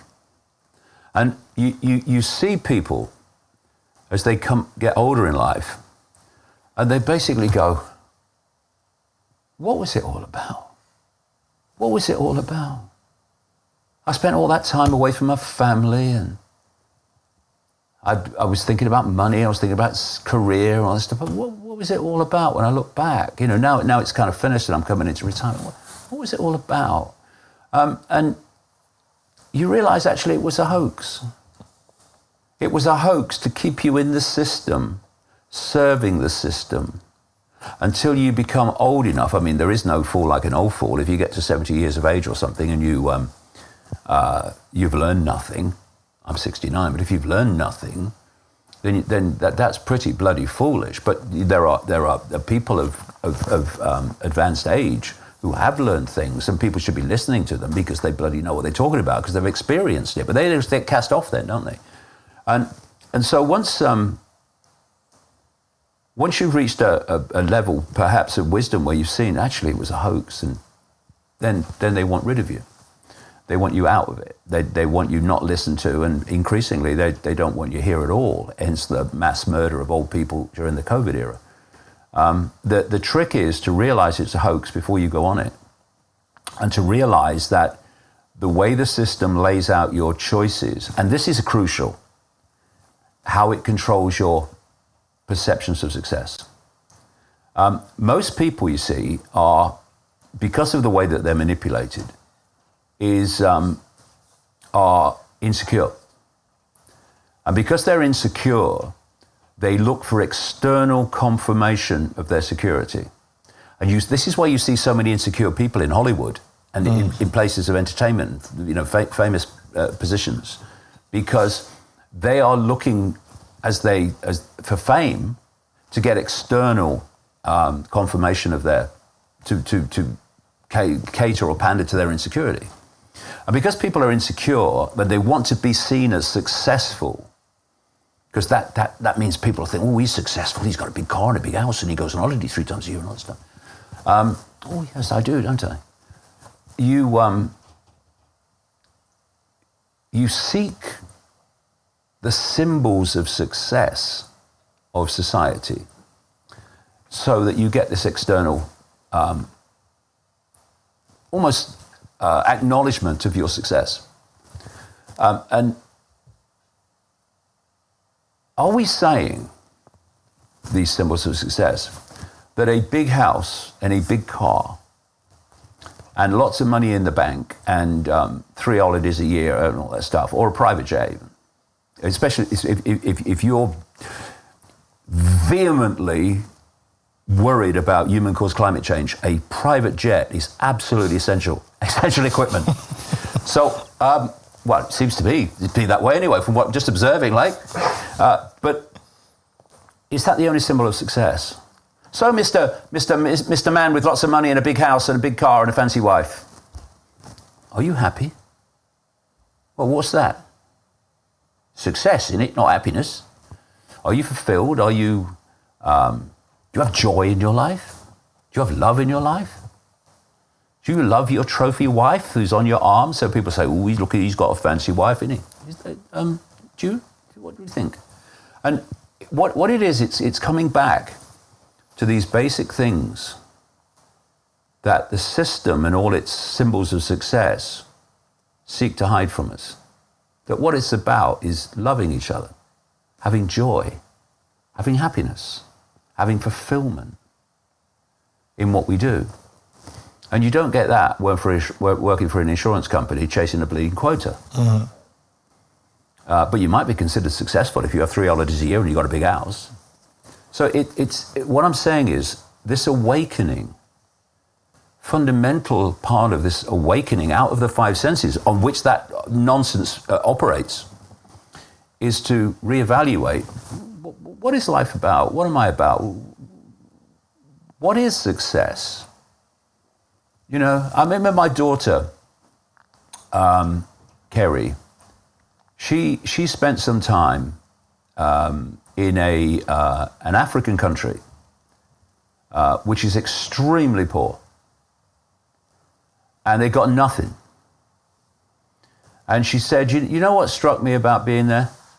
How happy people were, compared with how happy they are here. Because happiness is not a wad of notes. It's It's how much joy you have in your heart. When you wake up in the morning, do you have joy at another day?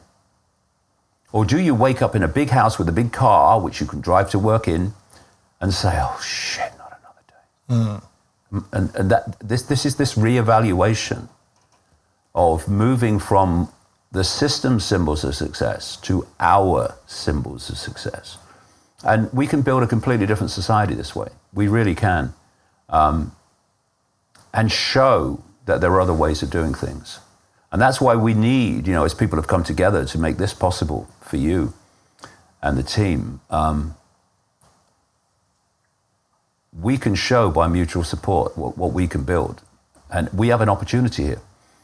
This is not all bad. This is an opportunity, because when a status quo falls, then another status quo needs to replace it. In other words, the way of doing things needs to be replaced. What this crowd of psychopaths want to do is replace the ending of the world as we've known it, the structure of the world as we've known it, with the Great Reset, which is dramatically even more fascist dictatorship. But we can replace it with something else. And we've got the numbers, they haven't. So the Great Reset, David, I think that's an important one as well, because they're setting it to us like it's something super good and we need it, but yeah, it's not as quite they sell it us to, right? No. This has been a long, long journey from our perception of time. From the initial infiltration of human society to the planned endgame total takeover of human society.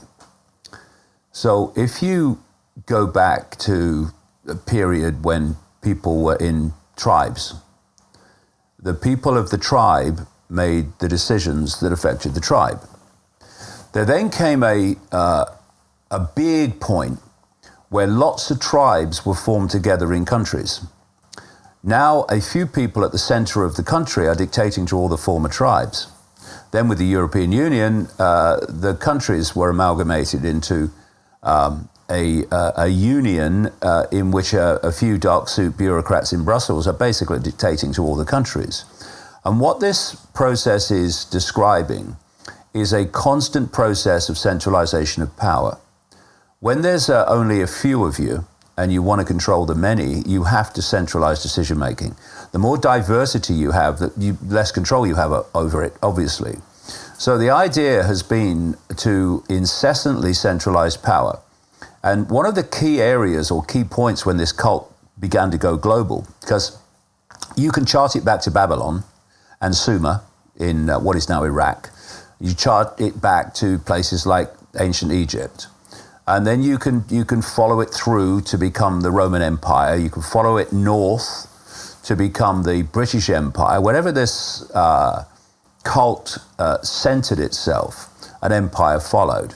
And people might think that, America is the country now. Well, not really. Europe's where it's coming from, and China too now, big time. But what happened in the colonial era was the big change. Because the countries of Europe, not least the British, they colonized the world. And there came a point where, and these were all cult-controlled countries, and there came a point where the colonial powers apparently rolled back and left the countries to independence. That's not what happened. They left behind in those countries the secret society network and the key families that represent the cult in those countries. And they've gone on controlling them ever since. The difference is that now it's overt, rather covert, not overt. See, there's a big difference when you know who your controllers are and when you don't. And when you think you have freedom and democracy, when actually there's another force that's pulling the strings no matter who's in power, no matter which party. And that's how it works. These are one-party states masquerading as political choice. So you have this cult, and it operates globally, but then it has subsidiaries in the different countries. And these subsidiary networks are there to control that country's politics, whoever has a chance of forming a government, and many parties that don't. The banking system, the media ownership, the health system, the corporations. And their job of these subsidiaries in the different countries is to manipulate that country's system. So the centrally dictated global web, or the spider, that agenda is imposed in that country. And this is why you find, like in the COVID era, it's so bloody obvious that all these different cult networks in the different countries have imposed the same centrally dictated response to COVID. And they're selling the same narrative of COVID. This is how it's done. So the colonial period and what followed was when the cult went global. And then you had this phenomenon called globalization, which is what? The centralization of global power in every area of our lives. This was the cult going global and to the present situation where they are absolutely global. And this has been done towards a specific end. And that is to have the complete subjugation of the human race in a technologically controlled, artificial intelligence controlled system in which you have 24/7 surveillance. Everything you do is monitored and recorded by AI, not someone with a notepad, by AI. And that if you behave in ways that what would then be the global government doesn't like, then there are sanctions.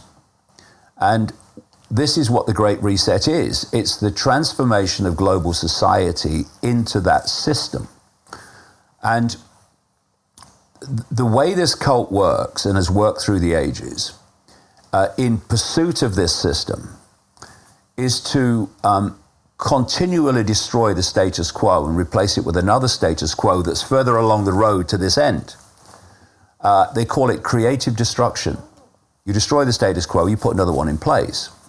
So the COVID era has been designed to destroy the status quo that existed in 2019.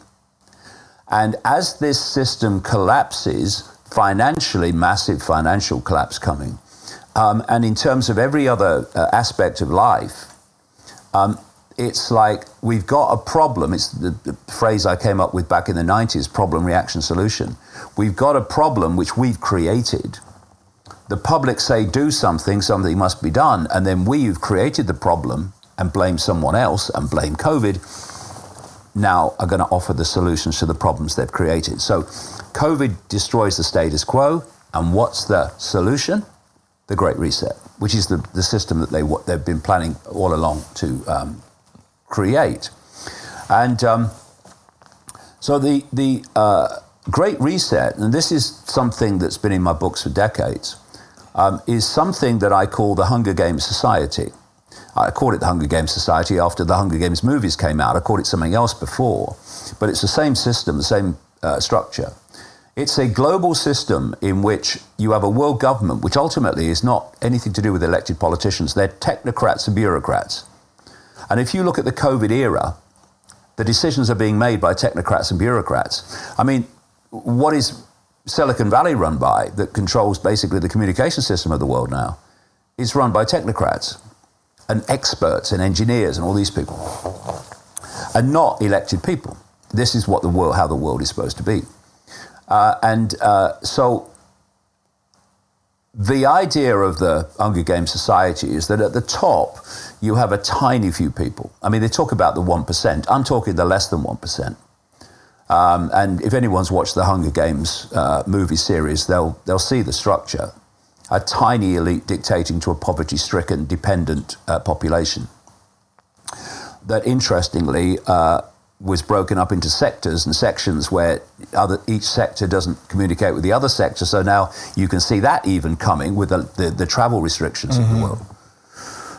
And at the bottom of this pyramid is the mass of the population living in dependency, poverty mostly, but dependency upon the less than 1%.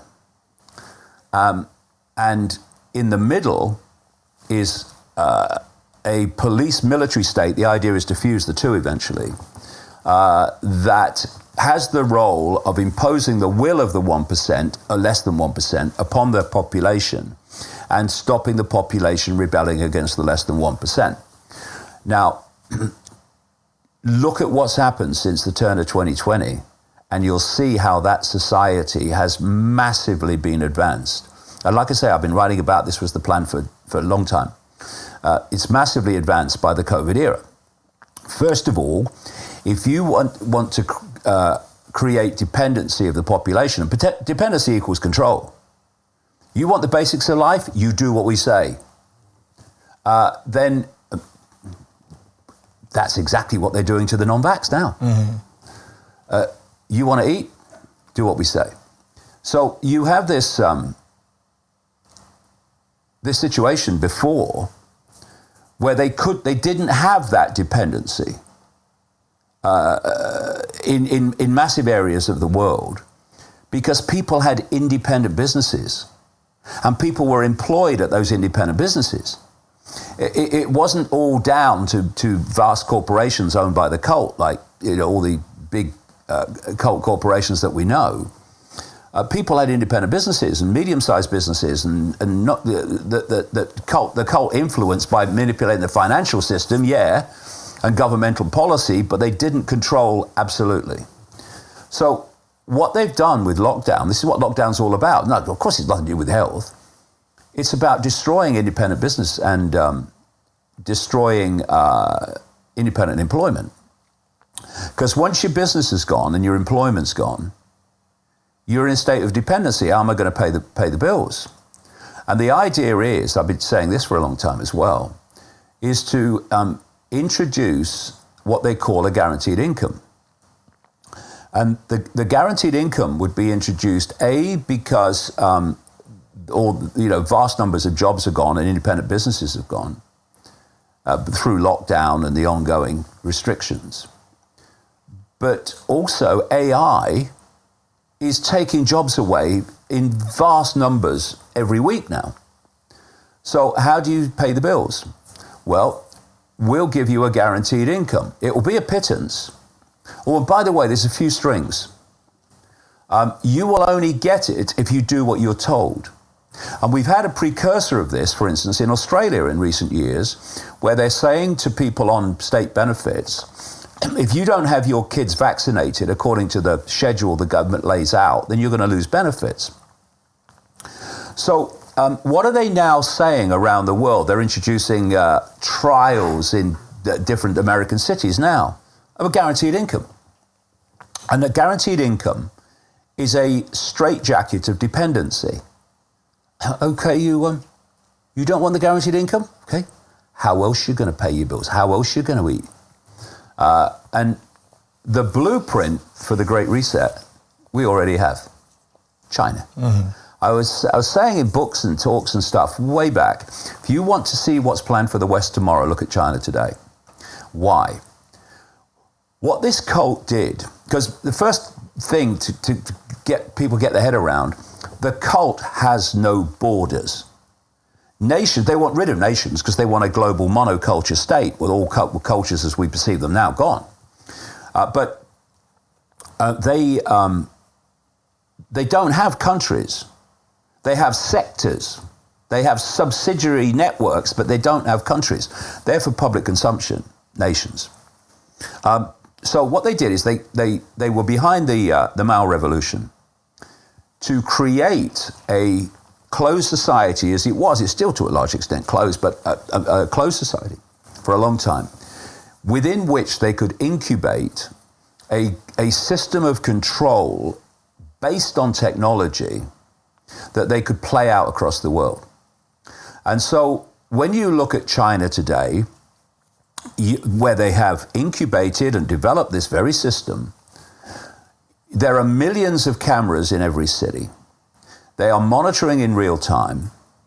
Your AI life is recorded and monitored. And if you live your life in a certain way that's acceptable to the government, then you get credits. This is a so-called social credit system. And if you don't, then you have credits taken away. And if you have enough credits taken away, you cannot fly, you cannot go on a train. I mean, we're talking about tens and tens of millions in gathering numbers in China who can't go on a frickin' train because their social credit scores fall. In other words, they've behaved in ways, even, innocuous ways that are not acceptable to the government. And the idea of the guaranteed income is that if you don't do that, you don't get the guaranteed income. Therefore, you have no income because we've taken away all the other forms of income. Except our corporations, of course, which now control everything. And who has benefited from lockdown more than any other group financially? The giant corporations like Amazon. So you destroy independent business and you create this dependency. And then you introduce the vaccine passport. And you do that because that is the social credit system of the rest of the world in disguise. Actually, not very good disguise if you know what you're looking at. So the Chinese social credit system says, you behave as we tell you or you lose credits and you can't live a normal life. The vaccine passport says, you do what we tell you or you can't live a normal life. It's just the same thing. And what they're going to do, this is the plan, this is why they're calling them green passes and stuff, is they're going to bring in the other major hoax alongside COVID, which is human-caused global warming. I mean, it's scientific insanity, what they're claiming. Because they're already bringing out credit cards whereby they're monitoring your carbon use. Carbon dioxide, the gas of life, without which we'd all be dead because there'd be no natural world which lives off carbon dioxide. And so you reach a carbon limit and then you can't use the card anymore until you have another carbon portion to use. And so that will go on the passport. That will go on that's why the green passport. They go on the vaccine passport. So you're being limited by what you can do by not having the COVID jab, for instance. You're being limited what you can do, even if you had the COVID jabs, the fake jabs, by what you can't do because of your carbon use. And so they're talking about climate change lockdowns, right? To stop the creation of carbon dioxide, which is gas of life. And Gates he's got technology he's funding around the world to actually suck carbon dioxide out of the atmosphere. I mean, this is suicide. Talk to any carbon dioxide expert as opposed to a guy talking total crap, and you'll see that it's actually suicide. You get down to 150 parts per million or even close to that of carbon dioxide in the atmosphere, the natural world starts to die, and with it our food supply. And we have about 419 parts per million now. And the optimum, you talk to the experts, the optimum of plant growth and food production is 2,000 parts per million. Mm-hmm. So demonize the gas of life, and that's all part of it. So this is what the vaccine passport's about. It's the start of a process. It's not the end of it. And so the idea is to create this system of control coming out of China. And what came out of China? The COVID hoax came out of China. Remember all those people? Everyone remember all those people falling dead in the street in China or collapsing, being carted away in an ambulance? Anyone seen anyone collapse with COVID in the West? Same virus. You can. They say you can't be a little bit pregnant, and that's true. But you can be a little bit alternative, right? And what I mean by that is you're alternative to the narrative, but you're still buying enough of the narrative to lose the plot of what's actually going on. Mm. So the scale of the deceit is that there is no virus and never has been a virus. There's no SARS-CoV-2, there never has been a SARS-CoV-2. But you have to believe in it for the scam to work. I'll come to how they've given the illusion of it existing in a second. But you have to believe in it. They're not really that bothered why you believe in it or what version of it you believe, as long as you believe there is a virus. So they've taken great chunks of the human race on, this virus, did it come from bats and all that stuff, right? And then they buy that. It's a deadly virus, and it's all okay. And you don't really know what you're talking about. No, I heard it on the news. It's a deadly virus. That's all I need to know.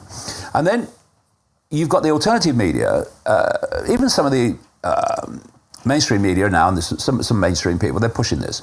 It actually came out of the Wuhan lab, right? In China, which is where the thing's supposed to have started, in Wuhan. Wuhan, by the way, that has one of the globally most notorious toxic atmospheres anywhere in the world, and as a result has enormous amounts of respiratory disease, which you can redesignate COVID-19 whenever you like. And they did. Anyway, they... Part of the more mainstream says it was released by accident. Okay. So when you look at the background, and the evidence is there, it's overwhelming. This COVID hoax was planned for a very long time. You had your Gateses and your Swabs and people like that, Johns Hopkins University and all that stuff, with that Event 201, weeks before the so-called coronavirus came out, alleged pandemic came out of China. They were running a massive simulation of a coronavirus pandemic. I mean, and then you look at the Rockefeller document in 2010, where all this was being predicted. Why? Because they bloody knew it was coming. So, on that basis of the virus was released by accident from the Wuhan biolab, it's a level 4 safety lab at the highest level. You had these people, and they orchestrated this, right? They're sitting around a table, and someone says,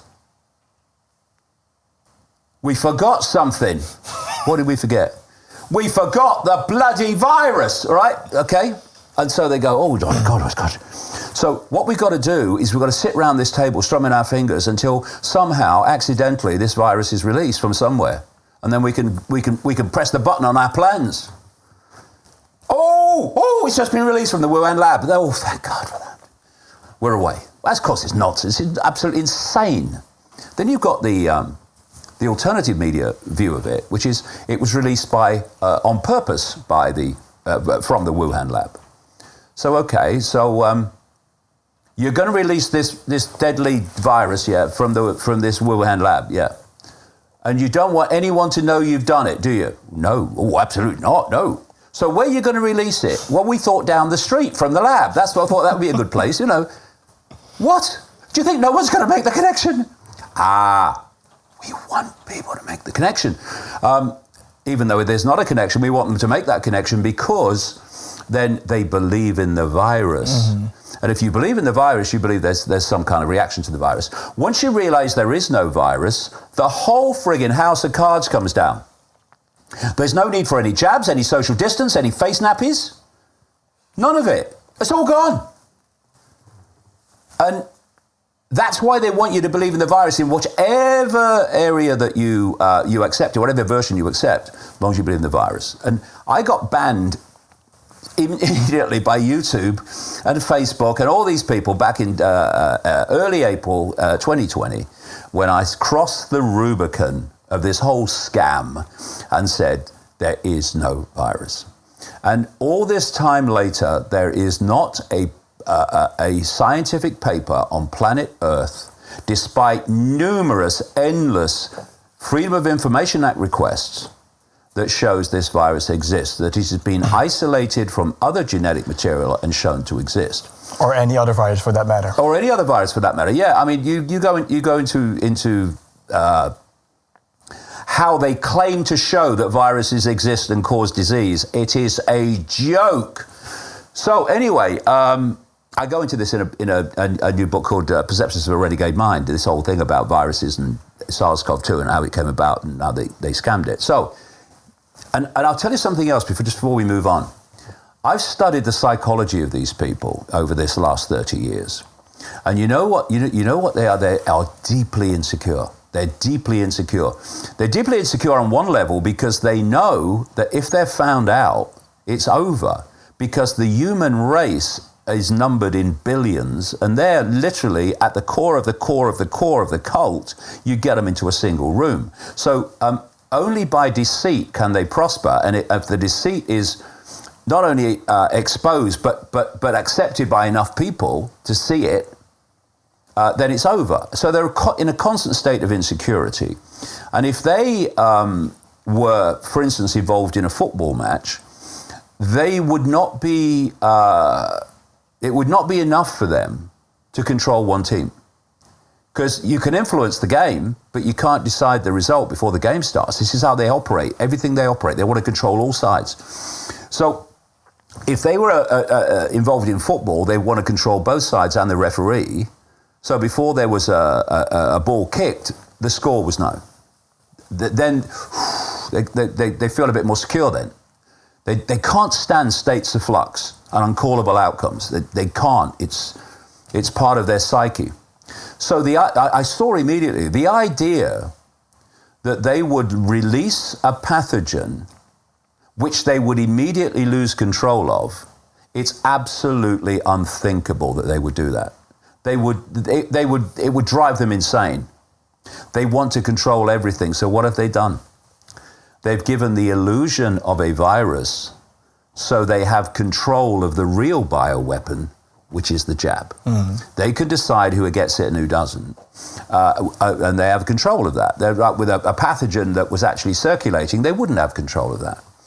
So they've got no virus, but they have to sell the virus belief system to the public. It's not too difficult because you've got the global media, which by this time you own. So the key to it has been the test, the PCR test. Kerry Mullis, the creator of the PCR test, says very clearly, I've got his biography, or kind of biography at home, and he says very clearly the PCR test makes some things out of something. It makes copies of a genetic material, but it can't tell you if you've got infectious disease or not. It can't tell you if you're sick. Well, they're using it to tell you if you're sick. So the PCR test, and Kerry Mullis died basically in the run up to the COVID virus hoax. So that was very, shall we say, fortunate for them, because at the very least, because he would have been on a megaphone saying, you can't use my test for this. Because when they came out with HIV, another virus they've never shown to exist, by the way, and absolutely never shown it to cause AIDS, he was coming out. He said in this book, you can't test for HIV with my test, which he got a Nobel Prize for creating. So in January 2020, just as this thing was starting to kick off, along comes a virologist in Germany called Christian Drosten, who just happened to produce the protocol for testing for SARS-CoV-2. Immediately, no peer review of his findings and his claims. Immediately, the World Health Organization, created by the cult, recommended that test to all the member nations of the World Health Organization. So now you've got a test that's not testing for the virus, that's allegedly giving you all the cases of the virus. And then they brought out this lateral flow test, which is so bleeding useless. If you test positive, you have to check if it's positive against the PCR test that's not testing for the virus. This is where all the cases are coming from, right?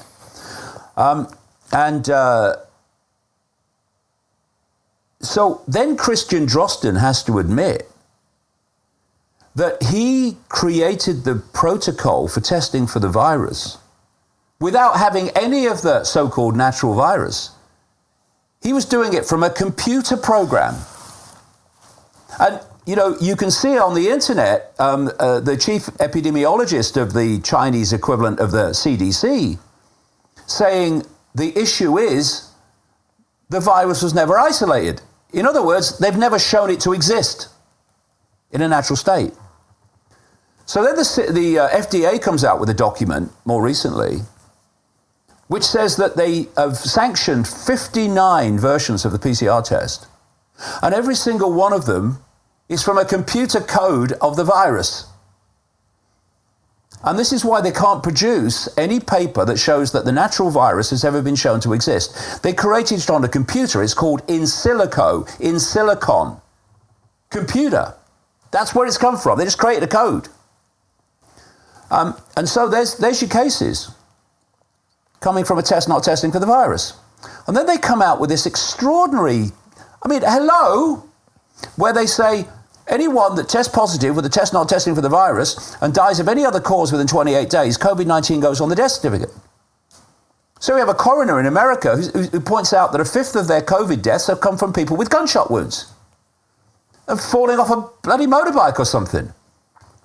And I've quoted doctors in my books who said that, they know that the rest of their medical profession that they knew, from the spring of 2020, they were putting COVID-19 on everyone, whatever they died of.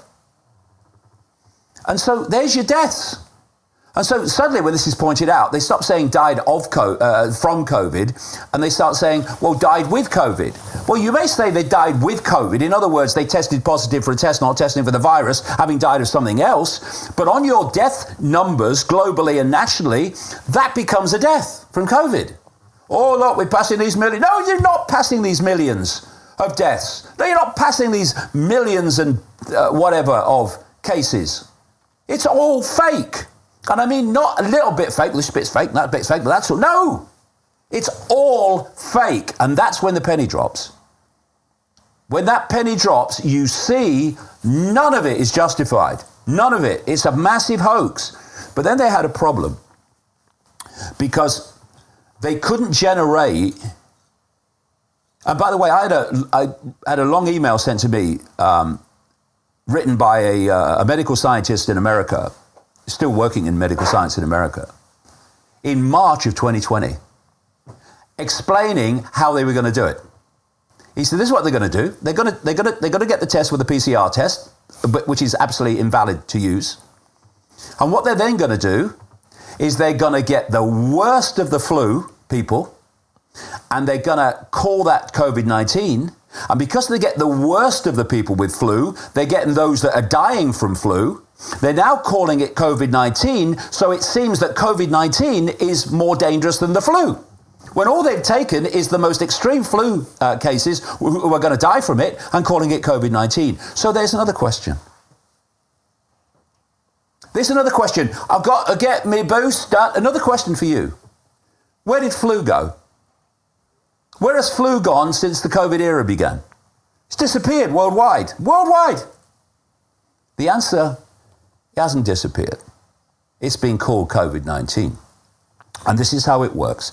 It's this illusion of the virus and the illusion of the deaths from the virus is re-diagnosis of other diseases, which is why excess deaths did not match the alleged deaths from COVID in 2020.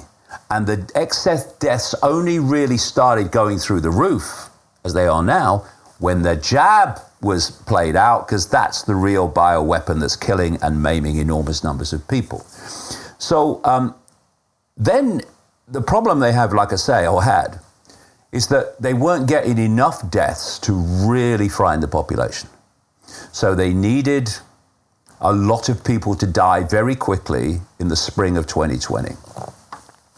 So what they did in Britain, they did it in other countries too, but I can talk about the British example, is we had a health secretary at the time called Matt Hancock, and he oversaw the ordering, not least 2 years supply from France, of an end-of-life drug called midazolam, which is used by a number of American states in the execution process. It's a sedative, and if you give too much of it, you kill people.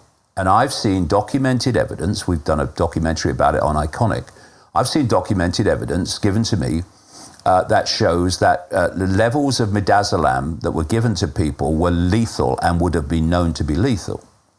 And another effect of midazolam, ironically, is that it suppresses respiration and the respiratory process. So if you take midazolam, you start to have breathing problems. And the more midazolam they give you, the more breathing problems you have until it kills you. And this connection to the breathing problems and the suppression of respiration is actually in the regulations of midazolam use. It's all there to be seen. So in Britain, you had this massive delivery of midazolam in the spring of 2020, and they used midazolam in the preparation for operations. But they stopped operations except the most emergency. So all that midazolam that would have been used in operations was now not being used in operations. And suddenly, in this same period, April 2020, the midazolam use went through the frickin' roof, way beyond anything it's been used before. And this is what they've done. And they did it in America, and they did it in other countries. They said to the hospitals in Britain, this is through Hancock and those that control him, it's a pawn, a psychopathic pawn, yes, but a pawn. We've got to clear the beds for this big influx of COVID people that's come in this pandemic, which never actually came. That's why you saw all these nurses on TikTok doing their dancing in empty hospitals. Nobody bloody there. So we've got to clear the beds. So what the hospitals did, they did this in America. The same thing happened there with another drug, and they put them into the care homes. And if you're in hospital and you're elderly, you've got your health is in serious trouble. But they put these very seriously ill people into care homes, and they fed them midazolam. At the same time they fed them midazolam, they were putting do not resuscitate orders on them. Not only on the elderly, but on people with learning and difficulties, people with psychological problems, just like the Nazis. And these people were dying in droves. And what happened is thousands and thousands and thousands of old people in Britain died in this very same period from midazolam. And they said they died of COVID-19 because it was the respiratory thing that did for them, right? Well, that was caused by the midazolam, you psychopath. And what did they call that? Thousands of people dying. The first wave of COVID. Because they didn't have a virus, so they had to make it seem as if they did. In America, they used a drug called remdesivir that was mandated for use on so-called COVID patients. They tested positive with the test, not tested with the virus, by the psychopath Anthony Fauci. And what remdesivir does is it stops the kidneys function, it stops other organs functioning, but it stops the kidneys function. It's infamous for it. And so what happens is the abdominal cavity started filling up with water of people. And their lungs filled up with water. And they literally drowned. And they called this the first wave of COVID in America. This is how it was done. And the whole punchline of it was to justify the fake vaccination, which doesn't fill any criteria for vaccination, to protect us from COVID. The bioweapon punchline is the jab, not the virus. And what the agenda has been, and I've wrote about this for such a long time, it's mass depopulation. And so this jab is killing and is going to kill vast numbers of people. How many? In the end, you're going to be in the billions if we don't stop this.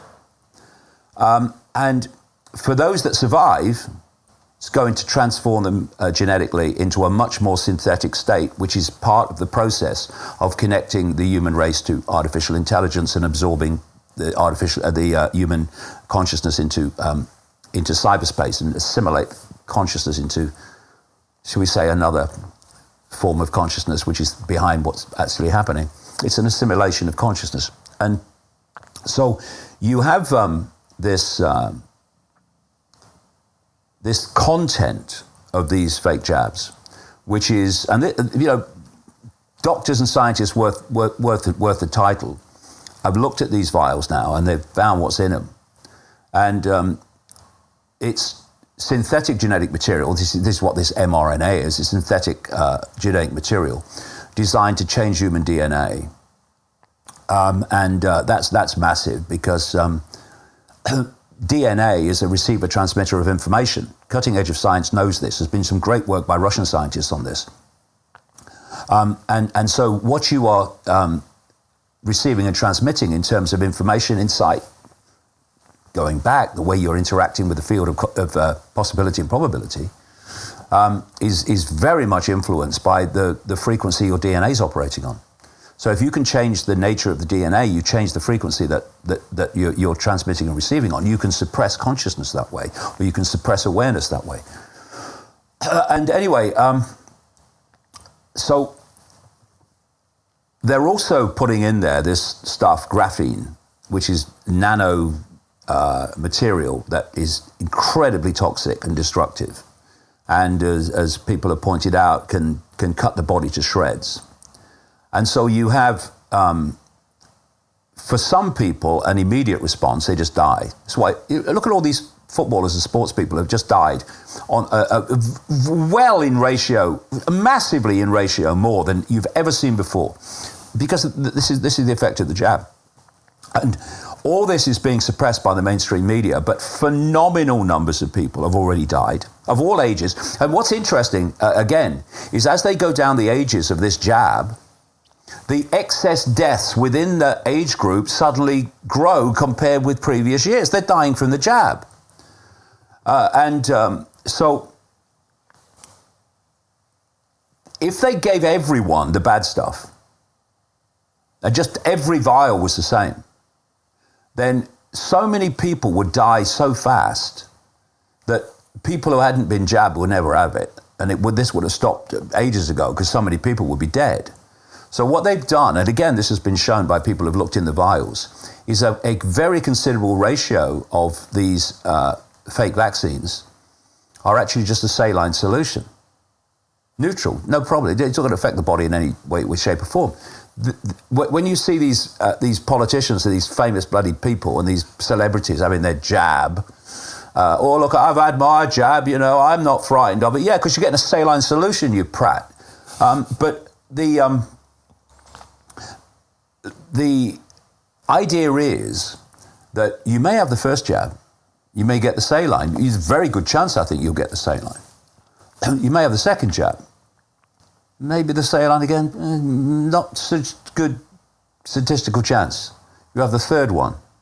And at some point, you're going to get the bad one. But it's being done in a cycle, you see.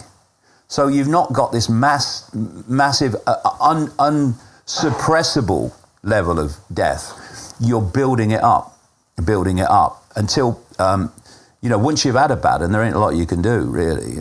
And so the other point about the content of these jabs is the material is self-replicating. And it's been shown, you can see it under a microscope, there's stuff in the bad stuff it's a kind of a form of AI. It's almost alive, and it's self-replicating. So the longer it goes on, the more it's impacting on the body. So you're going to see this cycle of impact gathering as we go along. These jabs are also having a massive impact on the immune system, which means you're open to so many other things. And I've seen again and again and again around the world, people having this jab and then suddenly getting very, very fast aggressive cancers, or cancers that were benign are suddenly becoming active.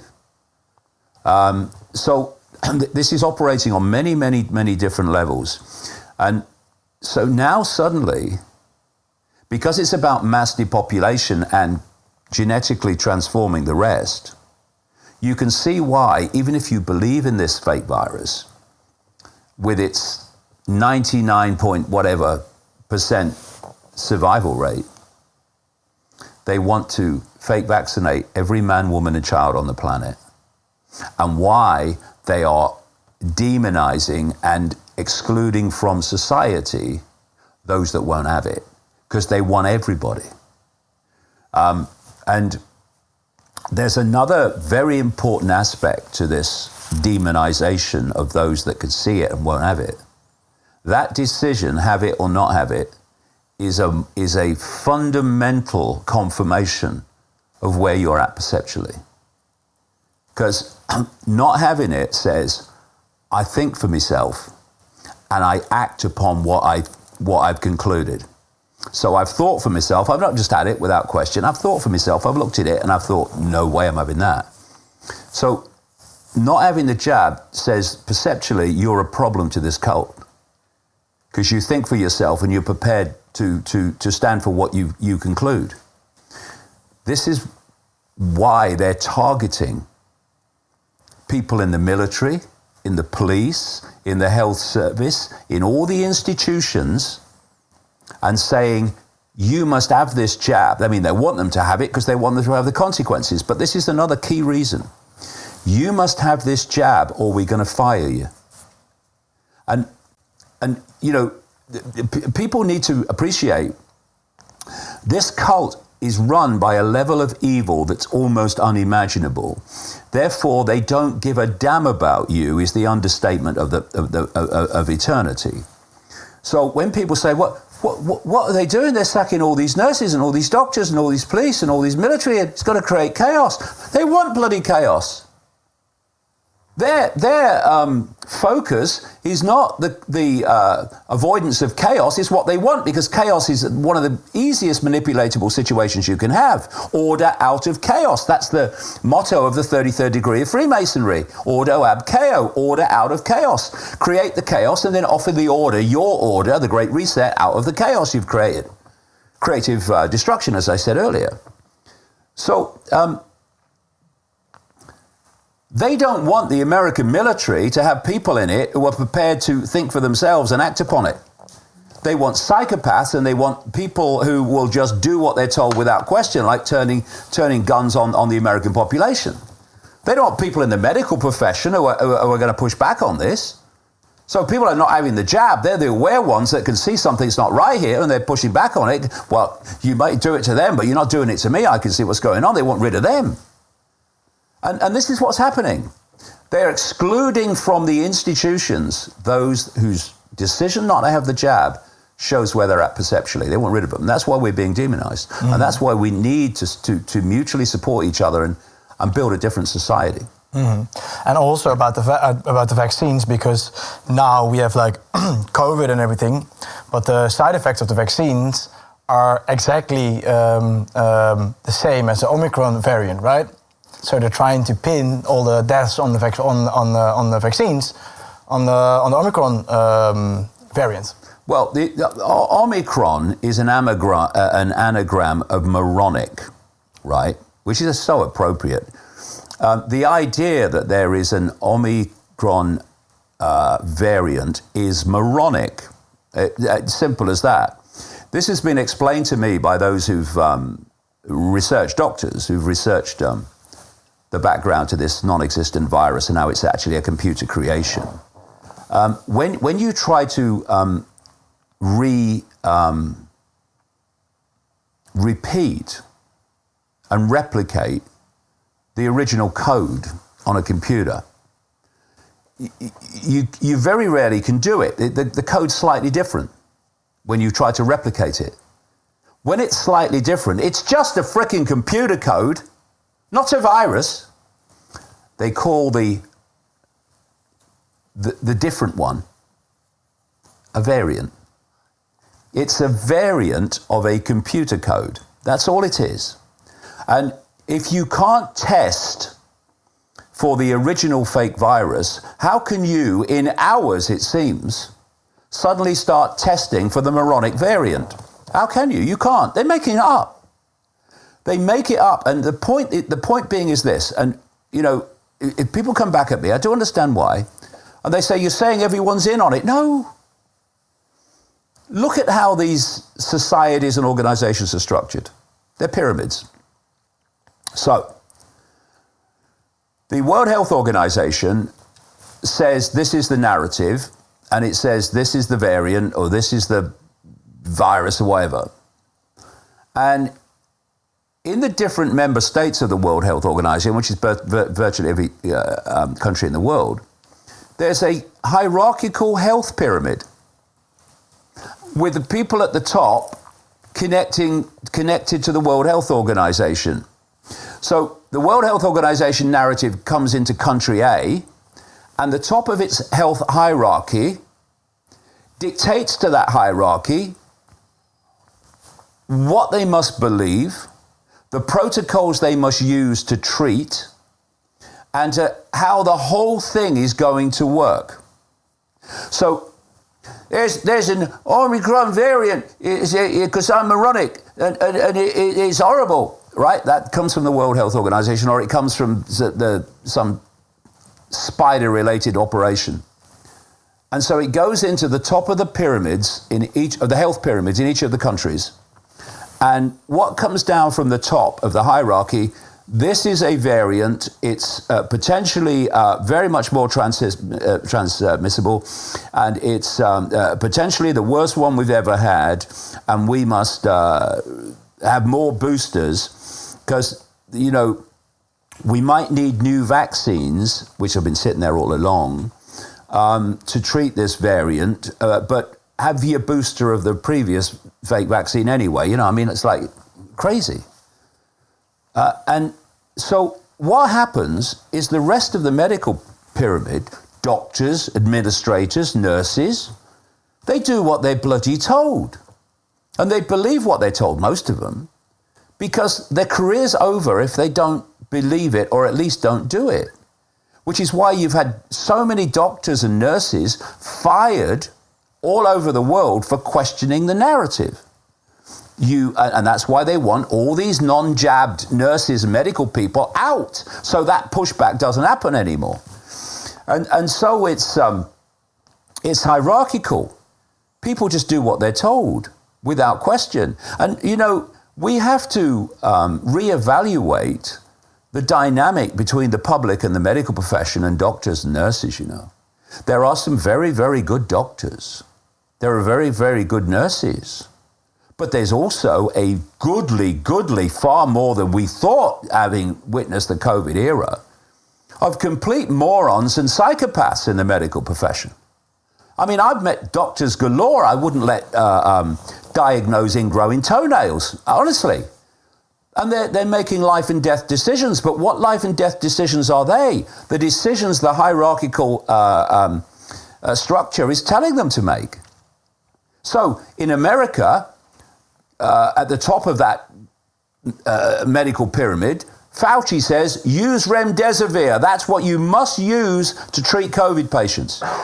So doctors use remdesivir and it kills them through organ failure, not least kidney failure, as I explained earlier.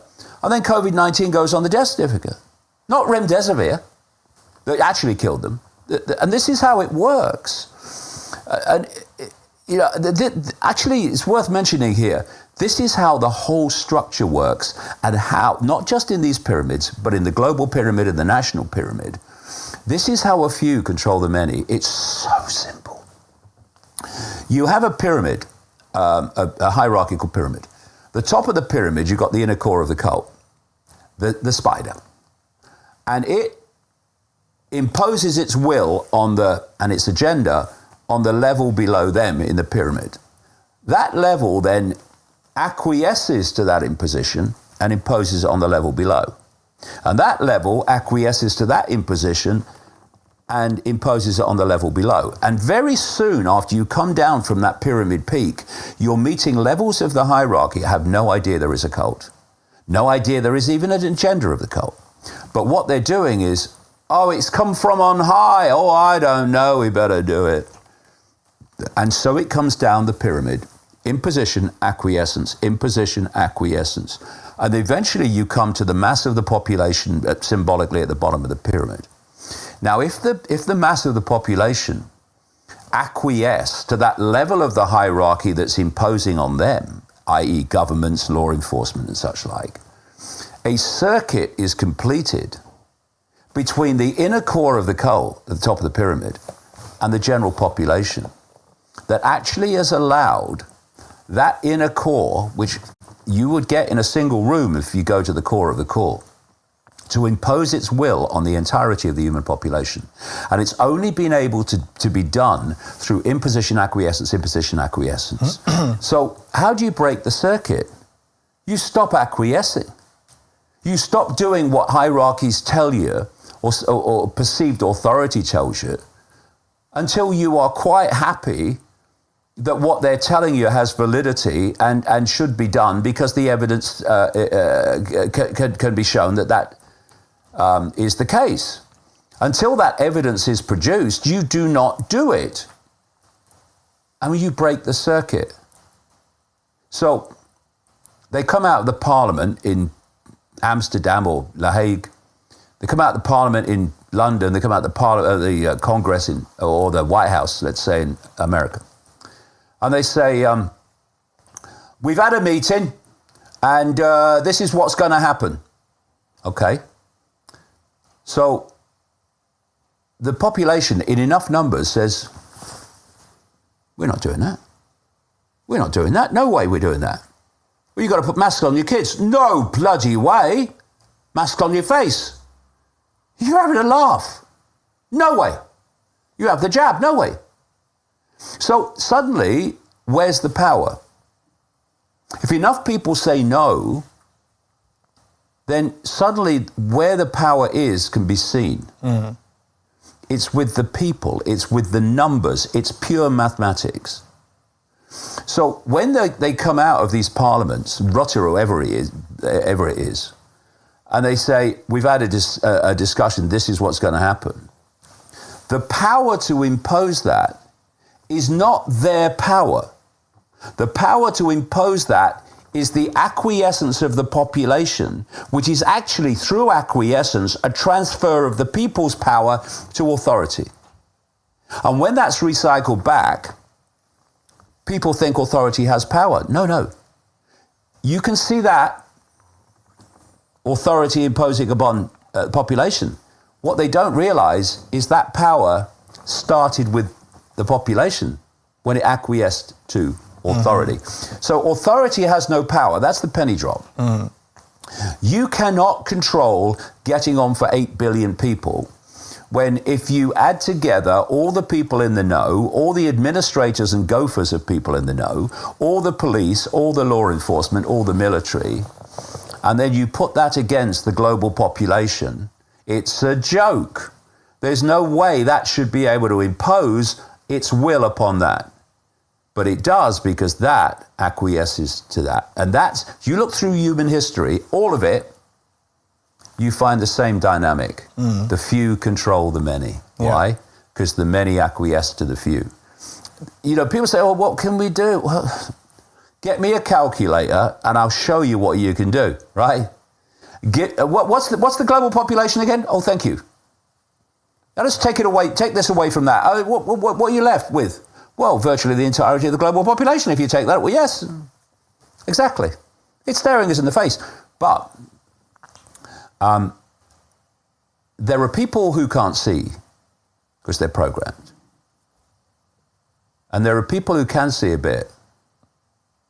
But the thought of acting upon what they can see makes their backbone vibrate like jelly. Mm-hmm.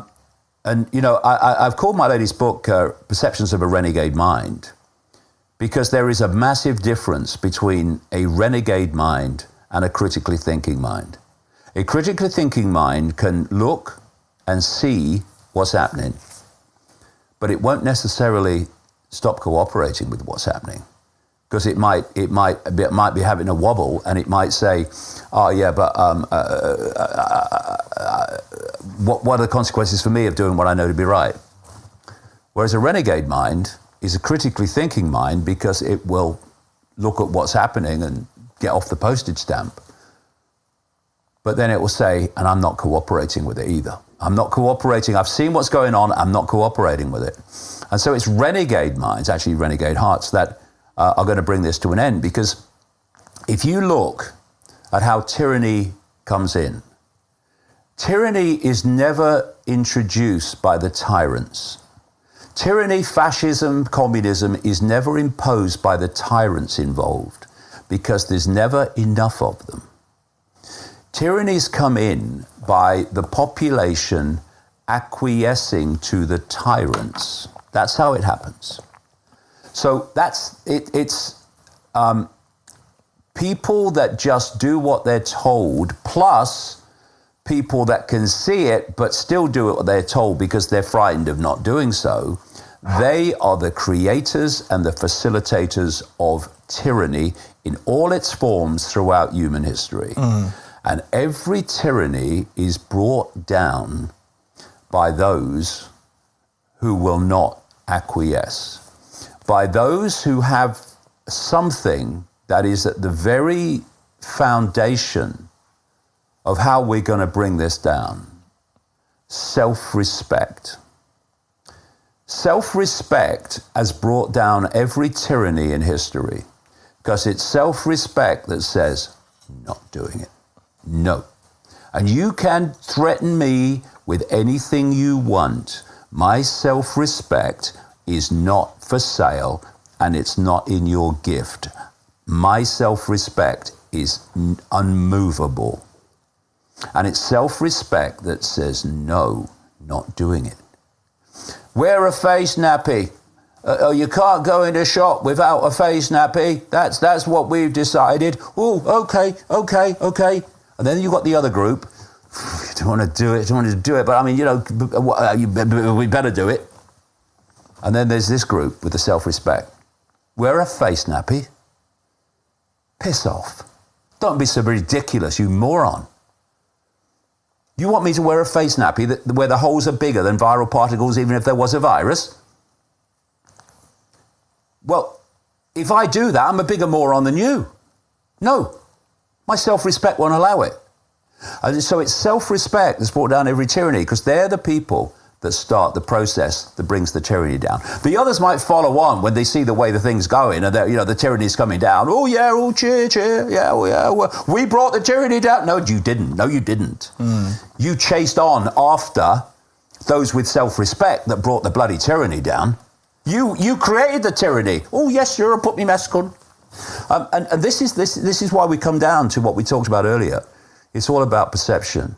And you see, self-respect is so extraordinarily the foundation of this, that this is why they're after self-respect. They want your self-respect. Because they know that once your self-respect's gone, what's left is submission. I rest my case. So what are they doing?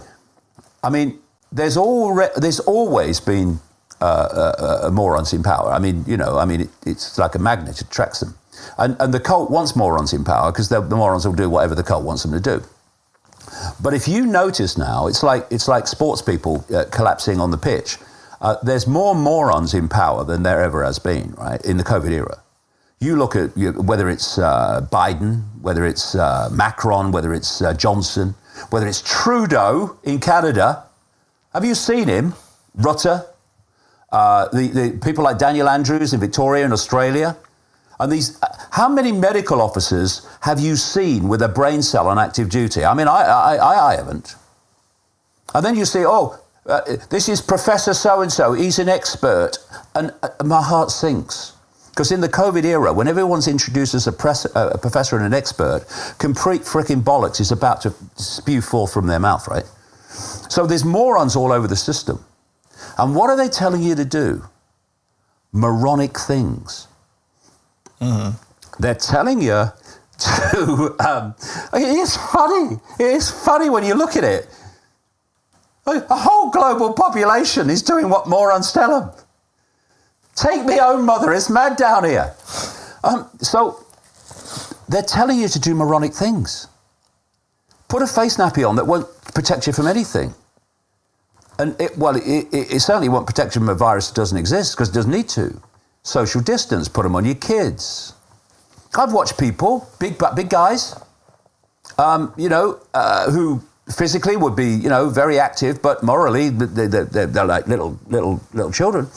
And because it said in one extraordinarily stupid, moronic rule in Britain during the COVID era, that when you go into a restaurant, you don't have to wear a mask at the table on account that you can't eat if you do, like. Although, again, in Victoria, they said you've got to wear a face nappy when you're drinking alcohol. What is that doing? It's saying, if we can get them to accept that and do that, we got their self-respect, which is what we're after. And I've seen these big guys, they walk up to the restaurant or the cafe door, and they put their face nappies on, and they walk through the door, and they walk sometimes 3 strides, and they sit at a table and take the nappy off. And you look at them and you think, well, that's why I call them press enter people. You know, it's like, do you have no ability to just self-respect? To say that is ludicrous and therefore you're not doing it? What? And so what you've got, and this is all psychology, this is why all the psychologists are driving this. In Britain, we've got a woman called Susan Mikey. She's a professor, so she talks bollocks, you know. And so she's been driving this, masks to protect people, masks. She's not a doctor. She's a behavioral psychologist. The whole thing's been running by psychologists because it's all about manipulating the psyche, perception, to dictate behavior and compliance. And so they've got morons in power telling you to do moronic things. That's the foundation of the scam. And if you do moronic things because the moron tells you, and they want you to see they're morons. They don't want you to think they're intellectual giants. What do you think? They're morons. Because if you do it anyway, your self-respect has been handed over. You've got no more self-respect left. About they and the pyramid and the spider, because we talked about it quite some time now. Yeah. But we didn't really talk about what or who is in the spider or is a spider. Yeah. I think that's interesting as well. Oh, just a bit. It's it's not human in the end. And so many things come together with this. I've been writing about this in my book since about 1997. First of all, let's start in current times. Why is the agenda so anti-human? Look at it. They are targeting CO2, which is the gas of life, fundamental to human existence, to demonize it, and to not only stop producing it through fossil fuels, and before the industrial era, we were falling dangerously close towards the parts per million that would have started the natural world having problems. They're not only saying we mustn't produce it. Gates has got this technology he's funding to suck it out. They're taking, that's crazy. That's an anti-human agenda. They are messing through these jabs with human DNA and human genetics. They're making it more synthetic. That is an anti-human agenda. And what they're doing is, with this genetic transformation, those that survive the depopulation, is creating a human 2.0, which is far more synthetic, and it's all part of this connecting the human brain to AI, which is what they're openly talking about now. So AI becomes the human mind, and the human mind as we know it is no more. And so human sperm counts of human 1.0, this form, are plummeting at an extraordinary rate. I mean, even the CNN, don't quote CNN much, said that if human sperm was an animal species, we'd say it was heading for extinction. Now, if you want to bring in human 2.0, you want rid of human 1.0, and so you want to stop it procreating, because this is the point. Human 2.0 is supposed to be a non-procreating human, a no-gender human, in exactly the way that Aldous Huxley described in Brave New World in 1932. And the technology that he was describing that would technologically produce children and the species is now being rolled out, because human 2.0 is meant to be a no procreating, no gender human. Now, this is one reason, there are others, why there's this targeting of men. Because they don't need men in a no procreating, non-gender human environment. And I said when they started targeting men, they'll target women next. And they're targeting women because they don't need women anymore either. And in the movement from a biological gendered human to a no-gender human, there is a transitional period, a transitional stage. And that is to confuse gender on the road to fusing gender. So everyone around the world, it seems, or many countries, suddenly had the same idea. Let's get drag queens to read stories in schools and libraries to very young kids.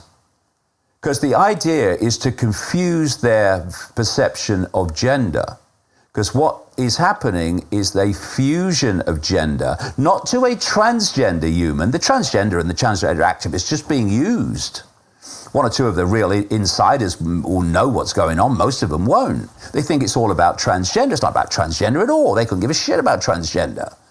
It's about no gender. And the transition is to go through transgender into no gender, and to take people with them and confuse them, and especially the kids, where it was supposed to be the adults when this is coming in, they have to confuse their view of gender. So when I was growing up in the 50s, it was simple: man, woman, biological man, biological woman, and now it's all fused and confused, and so you have all these different genders that people identify with, all many and various kind of myopic views of self-identity, and so the transgender explosion has came out of nowhere and suddenly everywhere is not about transgender. It's about the no gender human. And if you have a no gender human, you don't need men and women. So suddenly in the political correct hierarchy, the transgender goes to the top of the hierarchy. So women's rights are being eroded, like transgender men taking part in women's sport with all their body advantages and destroying women's sport as a competition. But it doesn't matter that women's sport's being destroyed as a competition, because transgender's at the top of the political correct hierarchy, not because this cult cares about transgender, but transgender is further along the road than men and women to the ultimate goal of all this, which is the no gender human. So these dots all connect in the end. All these different things that appear to be unconnected all connect in the end. And we only see that if we prepare to open our minds and not see everything as in and of itself and random. Because if we do, we'll never get it. Mm-hmm. But still, it's not really an answer. My question: who is in the middle of the spider? Okay. Yeah.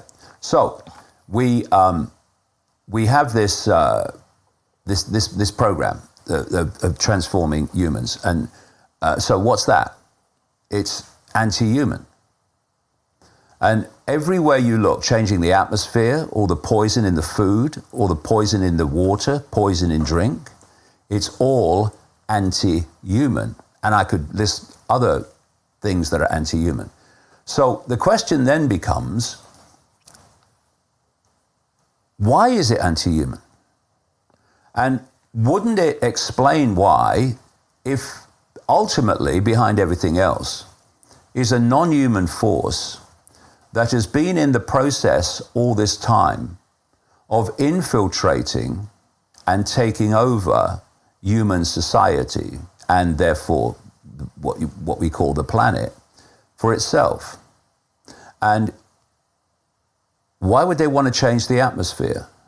Why would they want to change the vibrational state of the level that we live in by all these satellites in low orbit being sent up there by people like Elon Musk, firing 5G and then 6G and 7G at the Earth and completely transforming the vibrational atmosphere in a way that's very, very bad and detrimental to humans? Now, if there was a non-human force that was doing that, it would make perfect sense. So, a long time ago when we started, I talked about the fact that after my initial kind of awakening, and you're going to do this, and we'll lead you to knowledge, and we'll put knowledge into your mind. In those very early years of the 90s, it was about the forces that seem to run the world are not running the world, right? And it was about this network and basically what I now call the cult. From about 96, when I first went to America to talk about this stuff, again, to nobody at the time, something came into my life. And what has happened since the Betty Shine experience is that a subject will come into my life, a new one, and suddenly information about it's coming from everywhere. And I now recognize it. There's a new stage here. And from about 96, when I was traveling America, well, there was one time, it was a period of 15 days, and I was traveling every day to different cities, talking to not many people. And in a period of 15 days, 12 separate people told me of the same experience they'd had. And that was of seeing someone, apparently human, changing into a reptilian form, and then usually changing back again. And what I do with information is, unless I know from my own research that it's nonsense, I don't dismiss it. I put it on the back burner, as I call it, and I let it simmer, and I see what else comes. And what followed over months and years was an enormous amount of information, ancient and modern, from whistleblowers and from shaman and whatever, ancient and modern, that were describing how a reptilian race, other races too, non-human, but the reptilian being the dominant one, was actually behind the control and manipulation of human society. And so I then started looking around ancient cultures, seeing if there was any common theme, and I found there was. There was a common theme in that there was a hidden force manipulating human society. And what was very compelling, given what was coming to me in these various experiences and exchanges, is that so often it was described in reptilian terms. It was described as a serpent, it was described as a snake and all this stuff. And then I met Credo Mutwa in South Africa, who told me the story of the Chitahuri, the children of the serpent, the devastators, and how they were behind the manipulation of human society. I talked to whistleblowers in the military industrial, not the military industrial, the military intelligence network in America. And they told me the same thing from their knowledge. And suddenly you had all this ancient and modern information telling the same story of a reptilian race. And then from just after the turn of the millennium, I started to conclude that we live in a simulation, that we live in a massively advanced version of a virtual reality game. And the more I learned about it, the more it became clear that the Matrix movies were symbolizing and portraying this simulation that we call the world very, very accurately. And the pieces started to come together again when, I've talked to many people over the years about this reptilian race. People have had interactions with them, people that have studied this stuff. And one of the common themes is that they are obsessed with technology and that technology is their means of control. So to create a simulation, I can explain how they create it and how we decode it. And then to see how technology is now the means through which humanity has been increasingly 24/7 controlled. And that the idea eventually, well not eventually, but soon, is to start connecting AI to the human brain, and for the human brain or AI to become the human mind. And they're openly talking about this. People like Ray Kurzweil, the Google executive, and Elon Musk, who said, AI could be the end of humanity. All right, yeah, so why did you start a company called Neuralink to connect computers to the human brain, mate, eh? Oh yeah, Mr. Musk, why are you developing these Tesla electric cars when electric cars are designed to go to autonomous cars where the computer will take you where the computer will allow you and nowhere else? And why are you running this SpaceX that's putting all these satellites up in low orbit, that's creating this technologically generated reality being fired at us all over the planet and stuff. Elon Musk, oh dear, don't start me. Anyway, so people ask, for instance, or maybe they don't ask, but if they observe, they'd see that this technology, this controlling technology, is being rolled out so fast, and there's never any gaps in it. There's never a point where people say, well, we can't go any further because, you know, we don't. It rolls out, and it's faster and faster and faster and faster once it started. How can they do that? Are they inventing technology like, you know, in seconds and days or whatever? No, the technology is already there.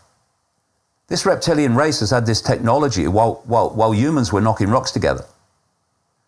The idea was to bring the human mind on so that it is intellectually developed enough to work with the technology and to build its own prison, but not spiritually, expansively developed enough to find the wisdom to see that that's what it's doing. And so in these deep underground bases, they call DUMBs, all over the world, massive numbers in America, but around the world. If you go low enough, what happens, I've talked to a lot of people who've worked in these places, as you go down the levels, you need a higher security clearance the lower you go. And you go low enough, and that's where the interaction takes place between these reptilian and other entities like the Greys, who are subordinate to the reptilians, and human scientists. And that's where the technological transfer is taking place. So this technology comes out of the underground bases to control the human race. And we've seen nothing yet. It's still developing, but so fast. But they need a cover story to explain how it came into being.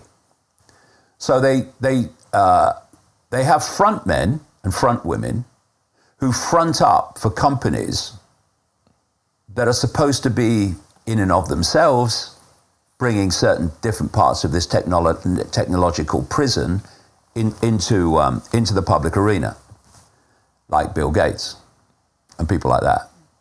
And so the cover story says this is how it came in, but it came in from the underground bases. And this is why all the time this technology is moving on so fast and more sophisticated technology is coming in, because it's coming out of the underground bases. And so you have this reptilian race that's the spider, and it's been driving this agenda through these ages to get to the point where we are now. And the number of humans compared with the number of this reptilian race is so out of ratio. This is why they've had to do it surreptitiously. And what I'm calling this global cult is the network answering to the reptilian spider, whose job it is to impose the will of the reptilian spider upon the world. This is how it all fits together. And so the whole foundation of this reptilian control and how it works can be seen in the Avatar movies. You know, if you look at the Avatar movie, you had the blue people, the Na'vi, and the American military turn up, symbolic of these reptilians. And they want to take control of Na'vi society, in other words, of their planet Moon, because they want the resources there. But they know that if they start seeking to infiltrate Na'vi society while looking human, or in this case, reptilian, then the Na'vi are going to start saying, well, hold on a minute, mate. Why are all the positions of power increasingly being held by people that don't look like us? So what did they do in the Avatar movie? The Americans took outer bodies that looked like the Na'vi and infiltrated Na'vi society by looking like them. That is precisely what has happened. And this cult network is an enforcement arm, a manipulation enforcement arm for this reptilian race. to impose its will and take over humans and planet Earth by means that appear that humans are doing it when humans are not doing it. And the foundation of the whole game is control of human perception.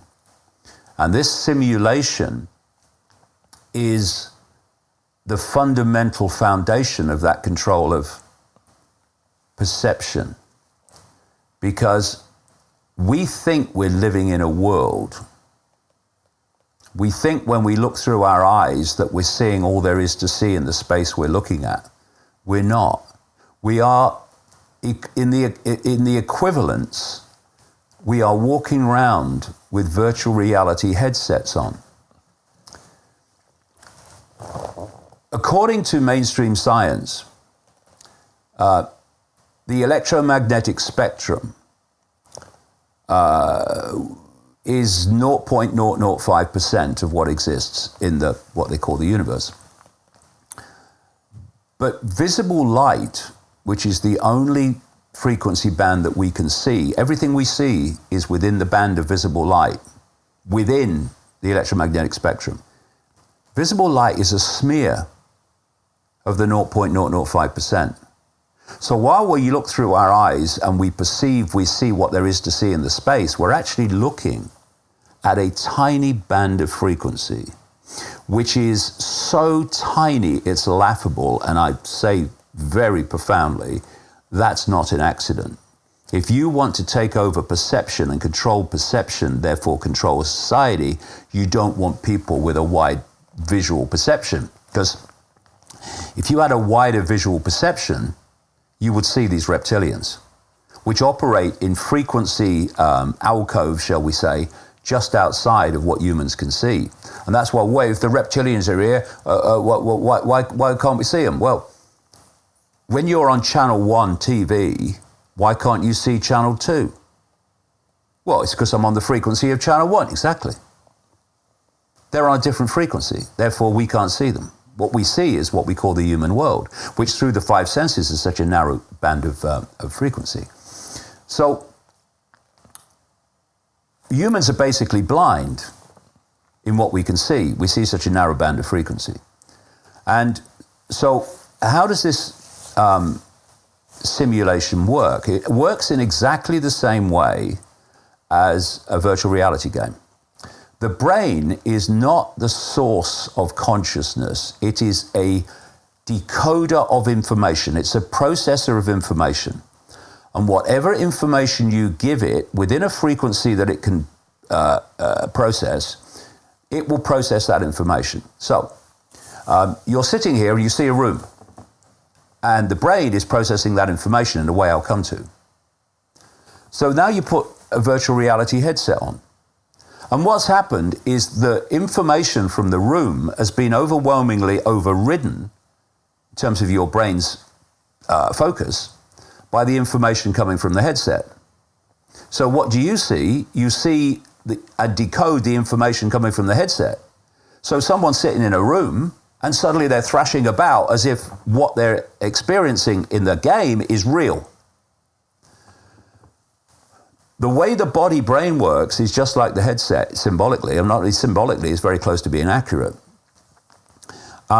What this reality is a source of information which we're decoding.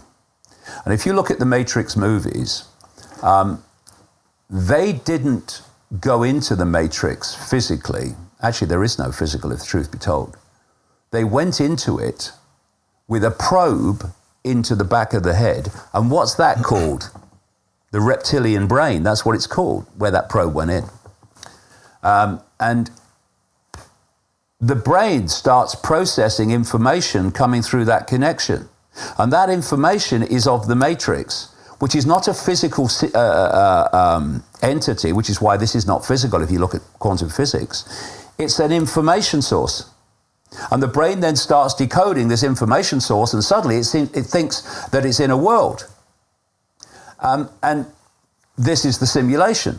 So if you look at how we create this reality that we perceive as the world, the foundation of this reality, as the foundation of this simulation, is waveform information.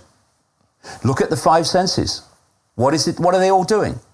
They take waveform information, think sound waves, but every other one, taste, smell, sight, it's all taking waveform information from the matrix field, the simulation field, turning it into electrical information.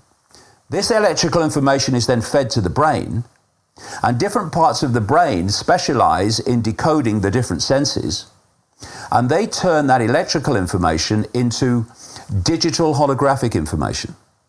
Like, I mean, we all know about holograms. You know, they're not actually three-dimensional, but they look three-dimensional. And it's digital holographics. And the cutting edge of holographics in the human world now is digital holographics. So what the brain is doing is taking the information, electrical information from the senses, and it's forming it into a reality that we call the world. So the world is not what we call the world. It's not external to us. It's in here. Where was the world? Where was the Matrix in the Matrix movies? It was in here. It was in their mind. Mm-hmm. And so that's the first layer of the illusion. We think we're in a kind of natural world, if you like, but we're living in a matrix, illusory, enormously, fantastically advanced version of virtual reality. And what they're doing now, not least because more and more people are waking up and they are starting to see this. I mean, I said in just after the turn of the millennium that we live in a simulation, and that the walls of the simulation, the limits of the simulation, at our level of it anyway, is the speed of light. And, actually, he's mad, right? So suddenly, as the years pass, more and more scientists are going, well, actually, it just look like we live in a simulation. Do you know that the physics, this is absolutely right, comes from people like Max Tegmark, a physicist at the Massachusetts Institute of Technology. He wrote a book called Our Mathematical Universe, that the physics of computer games are the same as the physics of our reality. Now, what are physics? Why is it that when people leave the body in near-death experiences, they experience a totally different physics and possibility? Because they've left this level, at least this level, of the simulation. So you play a computer game, okay? Who's written the rules of the computer game? Who's written the rules, the laws of physics of the computer game? In other words, the limits of it. The person who created the game. So the physics of our reality have been written as being part of the simulation, as a part of the limitation and suppression and perceptual manipulation and oppression of the population. In April of this year, there was an article in Scientific American where, someone who didn't leave school at 15, like I did, to play soccer, comes out with, we live in a simulation, and the limits of the simulation are the speed of light, which is what I said just after the turn of the millennium. And what he was pointing out was that when you have a computer game or a simulation, the laws of the game, laws of physics, are written by the creator, but there's always a limit, and that's the processor speed. And he was relating the speed of light to the processor speed limit of the simulation. I think it's absolutely spot on. And so you have this simulation that is feeding us a false reality. And the idea is to disconnect us from expanded awareness. And what is it that connects us to the simulation? It's the body. And what part of the body or what level of the body connects us to the simulation? The five senses. Five senses are decoding the simulation. That's why when people leave the body and the body five senses are no longer decoding the simulation, that they experience a completely different reality, because the body's not, like a computer, is not feeding them the simulation anymore because they're out of it. And so we are looking at a situation where minds need to open dramatically. And when I, like I say, looked at ancient cultures, this recurring theme was there to be seen again and again, of a serpent-type, reptilian-type, snake-like race being the creators of the world, right? You find this all over the place. It was a reptilian-type force that created the world, right? They didn't create the world.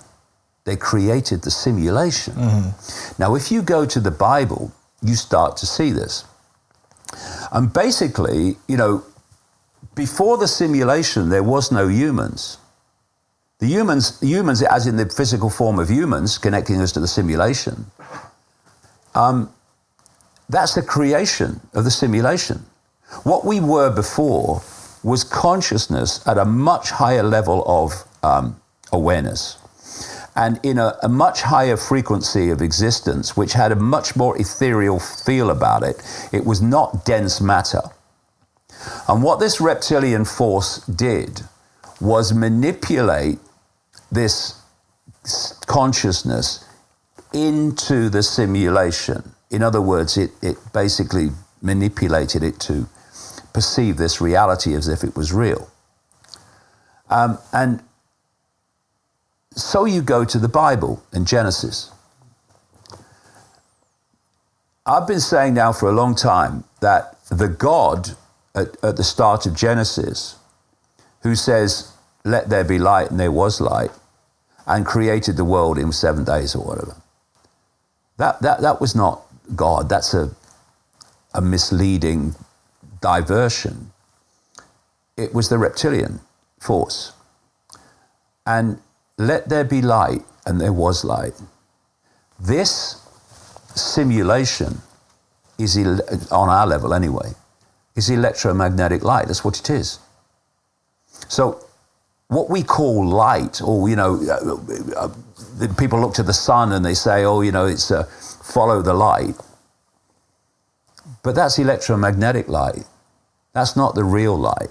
And if you look at the writings of the ancients and many different cultures, who and people that somehow had got out there, they've got their consciousness out there, maybe through, you know, psychoactive drugs or whatever over the ages, they describe outside of the simulation a very different light to the piercing light of electromagnetic light. It's a much more watery light. As one set of writings said, it casts no shadows. It's not like electromagnetic light. This is the simulation. So you follow that Genesis story. Adam and Eve were in the Garden of Eden, and they were ejected from paradise. That was paradise, that higher dimension of consciousness and that higher level of reality that what we call human consciousness now existed in. And who was the villain that brought that about? The snake. Does anyone really think that it was a talking snake? You have to read these things symbolically and not always literally. In fact, often absolutely not literally, or you're going to lose the plot. So then, why did Adam and Eve fall out of paradise? Why did they get ejected from paradise? Because they were given the knowledge of good and evil. What's good and evil? Duality, polarity. The simulation works on duality, whereas higher consciousness works on unity, oneness. There is no duality, it's oneness. Everything in unity. In the simulation, everything is polarity. Good and evil, it's just a polarity. And then they created Adam and Eve, didn't they? And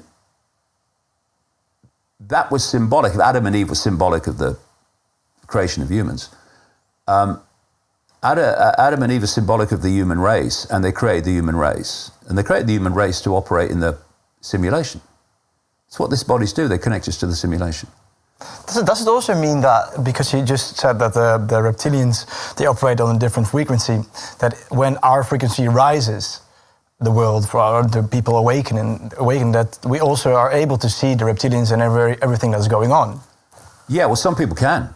Some people can go into the frequency band further than the norm that humans experience, and they do see them. Yes, absolutely. It's why some people see auric fields around people and other people don't. They can tease deeper into the field, and so therefore they can see things that are there, but most people don't see them because they're only decoding form. And the more that you can create a visual myopia, not least by manipulating the frequency band that humans can actually see and decode, because that's what it is, decode. The less they can see, the less they're going to know. And that's another reason why you have this domination of this cult, because what very strongly appears to have happened is that the human DNA, I mentioned earlier, DNA is a receiver-transmitter of information. And the frequency it operates on is dictating the kind of level of information that you're receiving and transmitting. And what they did with the human form is they created a DNA frequency receiver transmission system that kept people in a lower level of awareness. And then they did this. They infused into the human race that they created another race, another genetics that had a much greater infusion of reptilian genetics. And that DNA operates on a different frequency receiver transmission system. And so they can see things that humans can't see. And these are the reptilian-human hybrid bloodlines that overtly express themselves through thousands of years as royalty. Why does royalty and aristocracy, why have they incessantly interbred with each other? To keep the genes up. What they call them blue bloods. What do they mean, blue bloods? And when you had that situation where humans actually grew up enough to, apart from in Britain and one or two places, but that's going to come to an end soon, they rejected royal dictatorship by bloodline. These bloodlines went into the dark suit professions. They went into politics, they went into banking, they went into business, they went into media ownership, they went into, the corporations. But they still perceive themselves as royalty, and they still incessantly interbreed with each other. You'll have people who are like physically or emotionally attracted to someone, but that's not the person they'll marry. They'll marry someone from the bloodline, and they'll have the bit on the side. But the bloodline is the thing. Why? Because it is a different genetics that produces a different receiver transmission frequency of the DNA, which allows them to see things humans can't see. And if you don't keep replicating, like replicating a software program, if you don't keep replicating that and you start interbreeding with humans, then your receiver transmission frequency starts to get diluted into that of human, which is not the idea, because you want dominance. And so you have this incessant interbreeding, because it's holding this particular genetics with a greater infusion of reptilian genetics. And these hybrids, they're the shapeshifters. They're the ones that people see shapeshift. They are the people that are the major players in the cult. They're reptilian human hybrids. And so shapeshifting. This is why, or another example of why, keeping the nature of reality from the population you're targeting is absolutely vital. Remember earlier I said, people just dismiss things because they say it's not possible. Mm. Okay. So when I started coming out and saying that I talked to so many people who'd seen people shapeshift from human to reptilian form, And then I talk about in these different cultures, and I realize that actually it's an ancient theme. They say, that's ridiculous, postage stamp. You can't move from a solid form to another solid form. Do you know something? No, you can't. But there is no solidity. There is no physical. What happens is, okay, you are, through the five senses, you are picking waveform information. Think Wi-Fi, like a computer it connects with Wi-Fi and then puts on the screen that Wi-Fi information, but in a totally different state to what it is in Wi-Fi. So if there's Wi-Fi in this room, where the hell is it? You can't see it, but you get a computer and it locks into the Wi-Fi and it will take information from a Wi-Fi field we can't see, a radiation field, and it will put it on the screen in a totally different state to what it appears to how it is in the waveform field. That's exactly what we're doing. Exactly what we're doing. Today's technological society is mirroring actually the way we decode reality. So we're taking information from this field. The five senses turn it into electrical information. They send it to the brain, which decodes it into digital holographic information, illusory physical, okay? So these hybrids have dual information fields. Information fields, not solidity, information fields. The basis of all our bodies is actually an information field. So I'm looking at you and I'm decoding your information field into the hologram that I see as a human, right? So these have dual information fields. So obviously, like the Avatar movie, where they want to infiltrate a Navi society by looking like Navi, the information field they're going to project at the world is going to be the human one.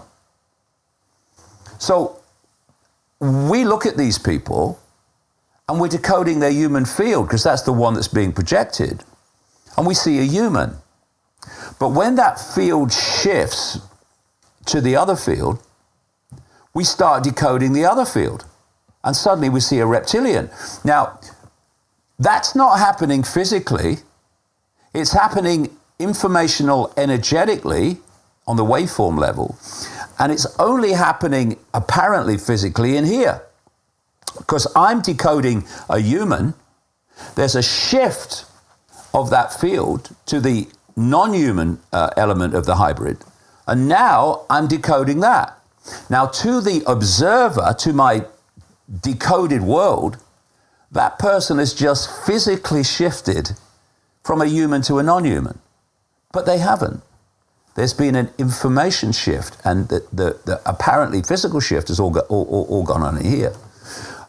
So again, if you can keep from people how reality works, you can get them to dismiss things that are happening because they can't perceive how they happen. You look at how many scientists they'll say about paranormal activity and paranormal experience. That's not possible. Well, it's not possible in your view of how reality works. But in the way of how reality really works, it can be very simply explained. But, you know, it's like what science says, what passes for science, if I can't explain it, it can't be happening. Mm-hmm.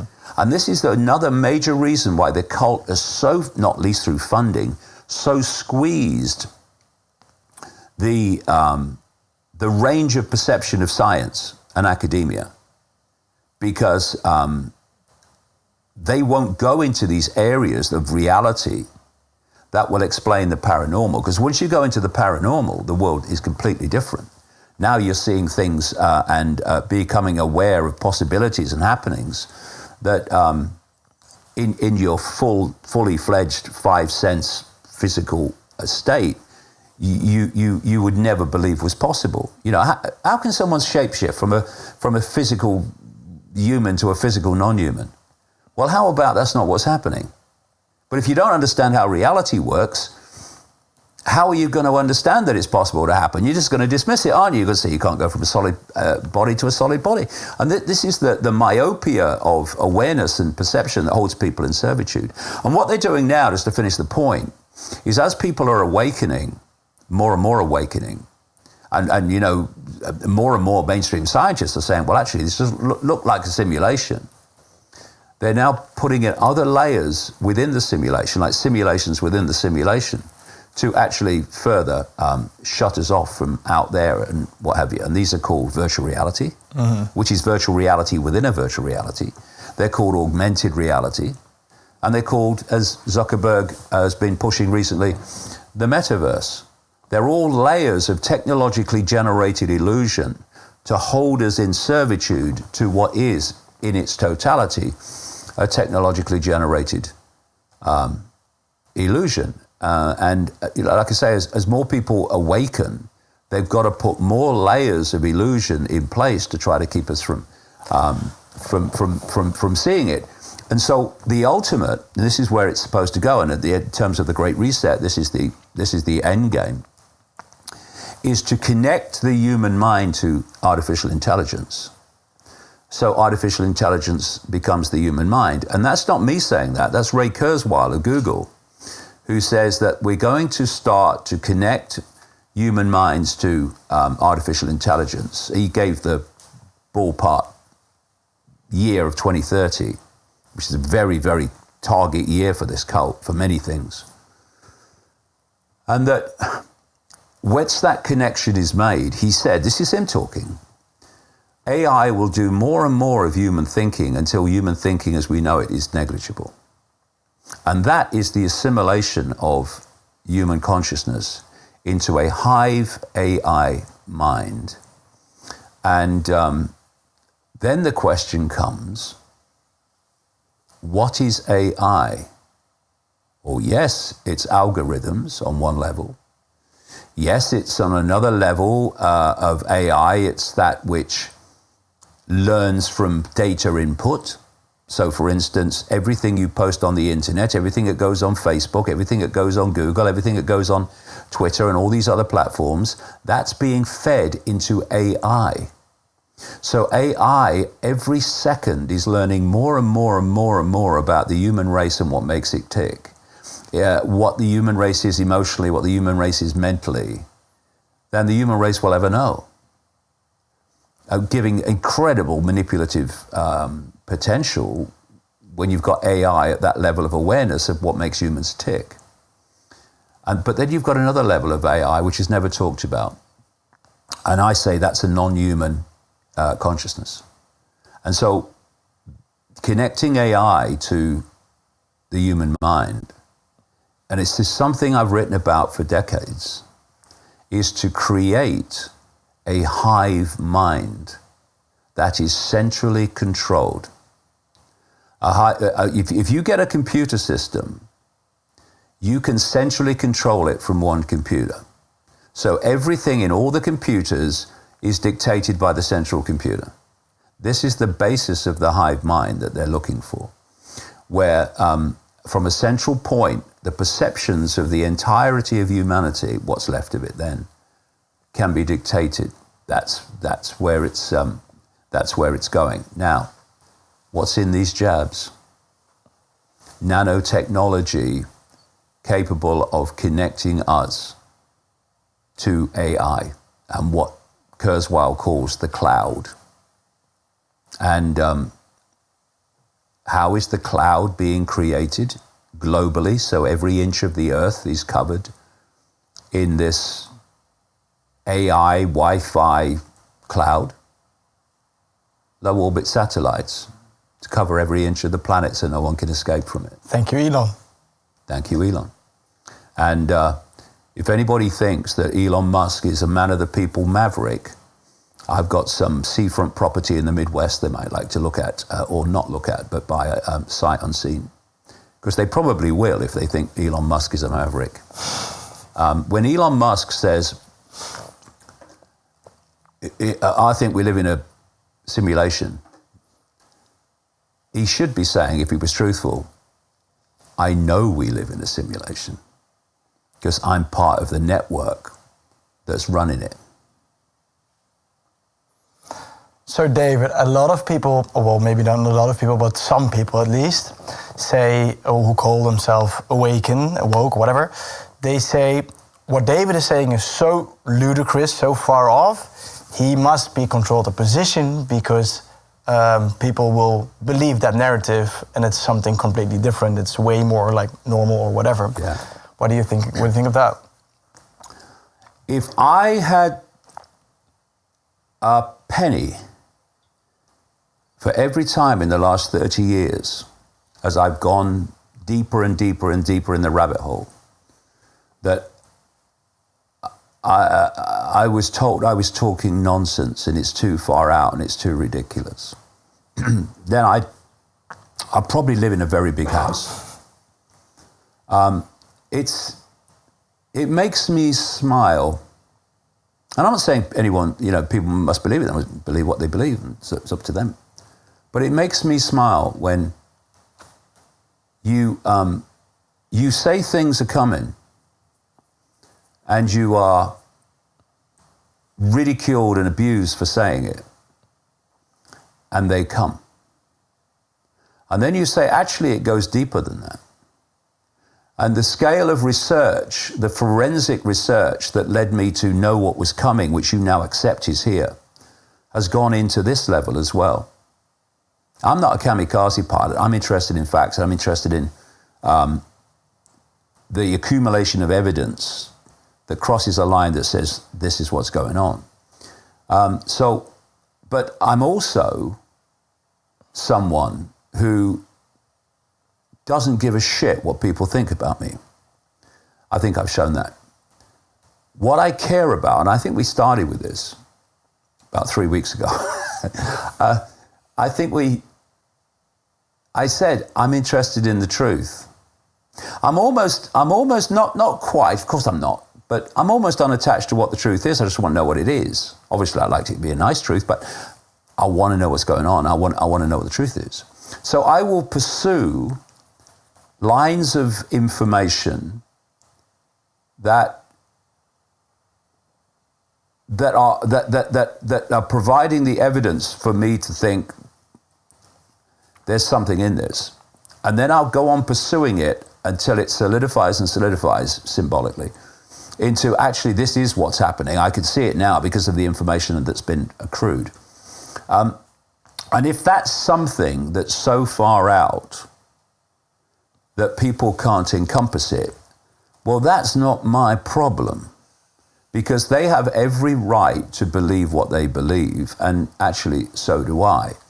But how many times have probably a lot of the same people said, load of rubbish, man's mad, controlled opposition, and then what they dismissed happens.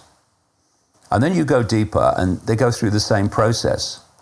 The number of times that people have said to me, honestly, this is unbelievable, really, when I think about it, actually. You've started me thinking. The number of times I've said something, and I've heard people say, oh, he's gone too far now, right? And it turns out to be true. And then you go a bit deeper and they'll say, oh, he's got, I know what he said there was right. It turned out to be, yeah, but he's gone too far now. And so it goes on. Well, there has to be an overall force that's behind all this, because you can see the incessant centralization of power and the incessant imposition of control by fewer and fewer and fewer people all the time until it was global on more and more and more people. Now, people are coming in, they're being born, they're playing their part in this cult, and then they're dying and they're going out, and other people are coming in, they're playing part in this cult. There has to be some force that actually spans that whole period and spans an agenda which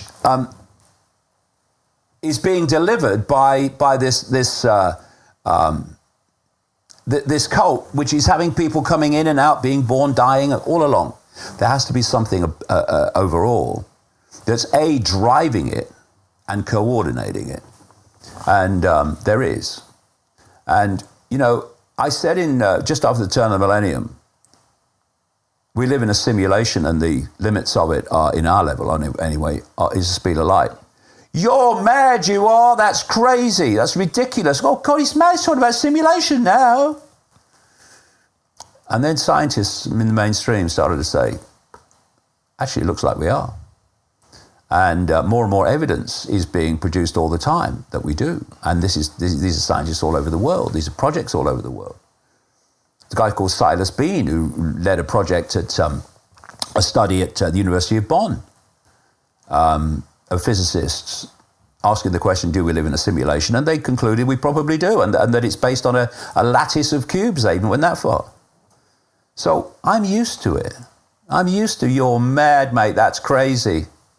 All right, just wait and see. And it turns out to be right. And so that's nothing new. Cool. You predicted almost everything what is happening now, like the last 30 years. I'm quite curious, what do you think will happen in the next couple of years? Because, I mean, we know the plans. We talked about it for some hours now. But what do you think will happen? Do they manage to? It's we could start again at the start, and I'd still be talking now about this. But when I started talking about this a long time ago, 30 years ago, for some reason, I mean, the media, for some reason, some of the things I said, describe me as the prophet of doom. Well, I'm actually an optimist, because I say we get out of this. And I say I wouldn't be such a moron as to come into this situation trying to do something about a completely lost cause. There are many, many positive things that are happening, obscured by the frontline headline world that people see, of bad things happening. And, there is a point in human perception which it's very dangerous for a tyranny to cross. And that's the point where people think, I have got nothing to lose. Very dangerous. While people think they've got something to lose, they'll acquiesce to try to not lose it. When they reach a point where they've got nothing to lose, and whatever you threaten me with is not as bad as what I've got anyway, then something shifts. If you are being attacked by a big army and you've got an escape route, you can get away. You'll probably run and get away. If you're in a ravine and the army's coming through the only road in and the only road out, well, you've got nothing to lose now. You stand up and fight. Well, if you don't stand up and fight, they're going to do you anyway. So you might as well give it a go. Because what do you got to lose? Except just capitulation and letting them, cut you to pieces. Give it a go. And people will give it a go then. More than ever before, because they have got nothing to lose. And we're now moving into a situation where the unjabbed, the unfake jabbed, are going into a position where increasingly around the world, they've got nothing to lose. And so they are going to do things, and they're going to stand up for things as this moves forward, moves on, that they wouldn't have done before. It's like, well, just leave it a bit longer and then we'll see. Well, there comes a point, you've been leaving it a bit longer. Have you seen what's happened? You've got nothing left to lose than to have a go. And my feeling is that by 2024, 25, there will be unmistakable signs that this cult is losing control, and that this great reset beyond description tyranny, beyond Orwellian tyranny,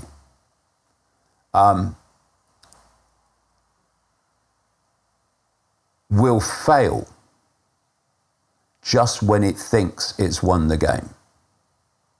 And what will bring it about, as the theme of our chat, is the transformation of human perception and the transformation of human self-identity. And at the risk of hearing again, you're mad, you're controlled opposition. Let me just go back to that story I told. And why self-identity is so important. We had this fall of man, was fall down the frequencies from a state of expanded awareness and a much more ethereal high level of reality, fell down the frequencies into dense matter as it appears to us. And we were imprisoned in these bodies, perceptually. I mean, you look at the Gnostic writings that were found in a jar in Nagamadi in 1945, 75 miles north of Luxor in Egypt, which seemed to have been put in that jar about 400 AD. And they describe a force of manipulators, manipulating human society from the hidden, and how they do it by creating a fake reality. I mean, everywhere you see the same theme. You probably won't have seen that on the BBC or read it in the newspaper, but actually, if you care to do the bloody research, instead of just believing whatever you're told people, you will see that this theme that I'm talking about is widespread. So, the removing the cause of the problem makes the problem go away. Looking for a solution to the problem can overwhelmingly lead to more problems. Take away the cause and the problem must disappear. So, what was the problem? We have been manipulated, well, those that have been here have been caught in the illusion, have been manipulated to fall from that level of perception and self-identity, consciousness, infinite awareness, a unique expression of all that is, down into dense matter where the perception of reality becomes basically the body's, the five senses level of reality. If we go on self-identifying the I with this version of decoded illusion, we stay in dense matter, quote, illusion. We stay in the program, and the Great Reset wins out. If we can redefine our self-identity so our sense of the I is not the body and the labels of the body, it is that from which humans fell into dense matter and still exists. It's just that for most people they're not influenced by it anymore because matter has encased them and taken over their perceptions. When you move there with your self-identity, I am consciousness. I am not my body. My body is a vehicle that allows me to experience this reality, but I am that consciousness. All that is, has been, and ever can be. And potentially, if I want to open that consciousness wide enough, I can be all that is and ever can be, an awareness of itself. That then connects you. Because you self-identify with it, you become it. And you connect with it. That connects you to levels of awareness, insight, knowledge, inspiration that's outside of this madhouse simulation. And therefore, you have another point of observing this world that's not in the simulation. And suddenly you see it. You see it, and you see ways out of it. And another thing that happens when you self-identify with that level of consciousness is you lose the fear of death, because you know there is no death, but you also lose all the fears of authority, the fears of the consequences of doing what you know to be right. And if we're going to get out of this, we have to come from that level of awareness. We have to come from that level of self-identity. But we also need, and if we do that, if we connect with that, this will come anyway. We need to put aside thoughts of consequences for doing what we know to be right. Because the consequences of not standing up to this, of not ceasing to cooperate with it, are so dire, so extreme, there are no other consequences that even begin to match. So if you say to me, I'd like to do what I know to be right, I'd like to stand up to this, I'd like to do that, I'd like to do that, but what are the consequences for me? Well, you know, maybe I'll get a fine, or maybe I'll get this, maybe I'll lose my job. They pale into insignificance compared to what's coming if we don't stand up to it. And what that level of awareness does, and it comes in through the heart, you can connect with it through the heart chakra, the heart vortex, is it does what it knows to be right, irrespective, it doesn't even think of consequences. Because this is what I need to do. So what are the consequences? Well, actually, if you start considering the consequences of doing what you know to be right, you are considering not doing what you know to be right. Don't think about the consequences, just do it. And what we have to do now is to put aside all these fears of authority, all these worries about, you know, will I get a fine in the post? Will this happen? Will that happen? Will that happen? Well, whatever you fear is as nothing compared with what's coming if we don't do this. And the longer we leave it, the more entrenched this system will become. And thus the more difficult it will be to unravel it and stop it. And so, you know, we are at a massive point of decision making. We go on acquiescing, in which case the Great Reset, done deal, over, finished, bye, human race. But if we refuse to cooperate with it, and we, you know, 2 million, 3 million people who are not fake vaccinated in Austria are told to lock down, and they lock down. 12 million in Germany told to lock down, they don't lock down, and they lock down. What? This is what I mean by doing what I know to be right. You're telling me I have to be locked down because I'm fake vaxxed, not fake vaxxed? Okay, I'm out in the frickin' street. I'm going about my life. And now, more and more people are going about their life. Okay, enforce it now. Enforce it when 2 million people won't do what you're telling them to do. Acquiescence is condemning our kids and grandkids to a nightmare, and I won't do it. And if more people don't do it, and enough people don't do it, this game is over. Because the power that's being used to impose it upon us is the power we're giving away.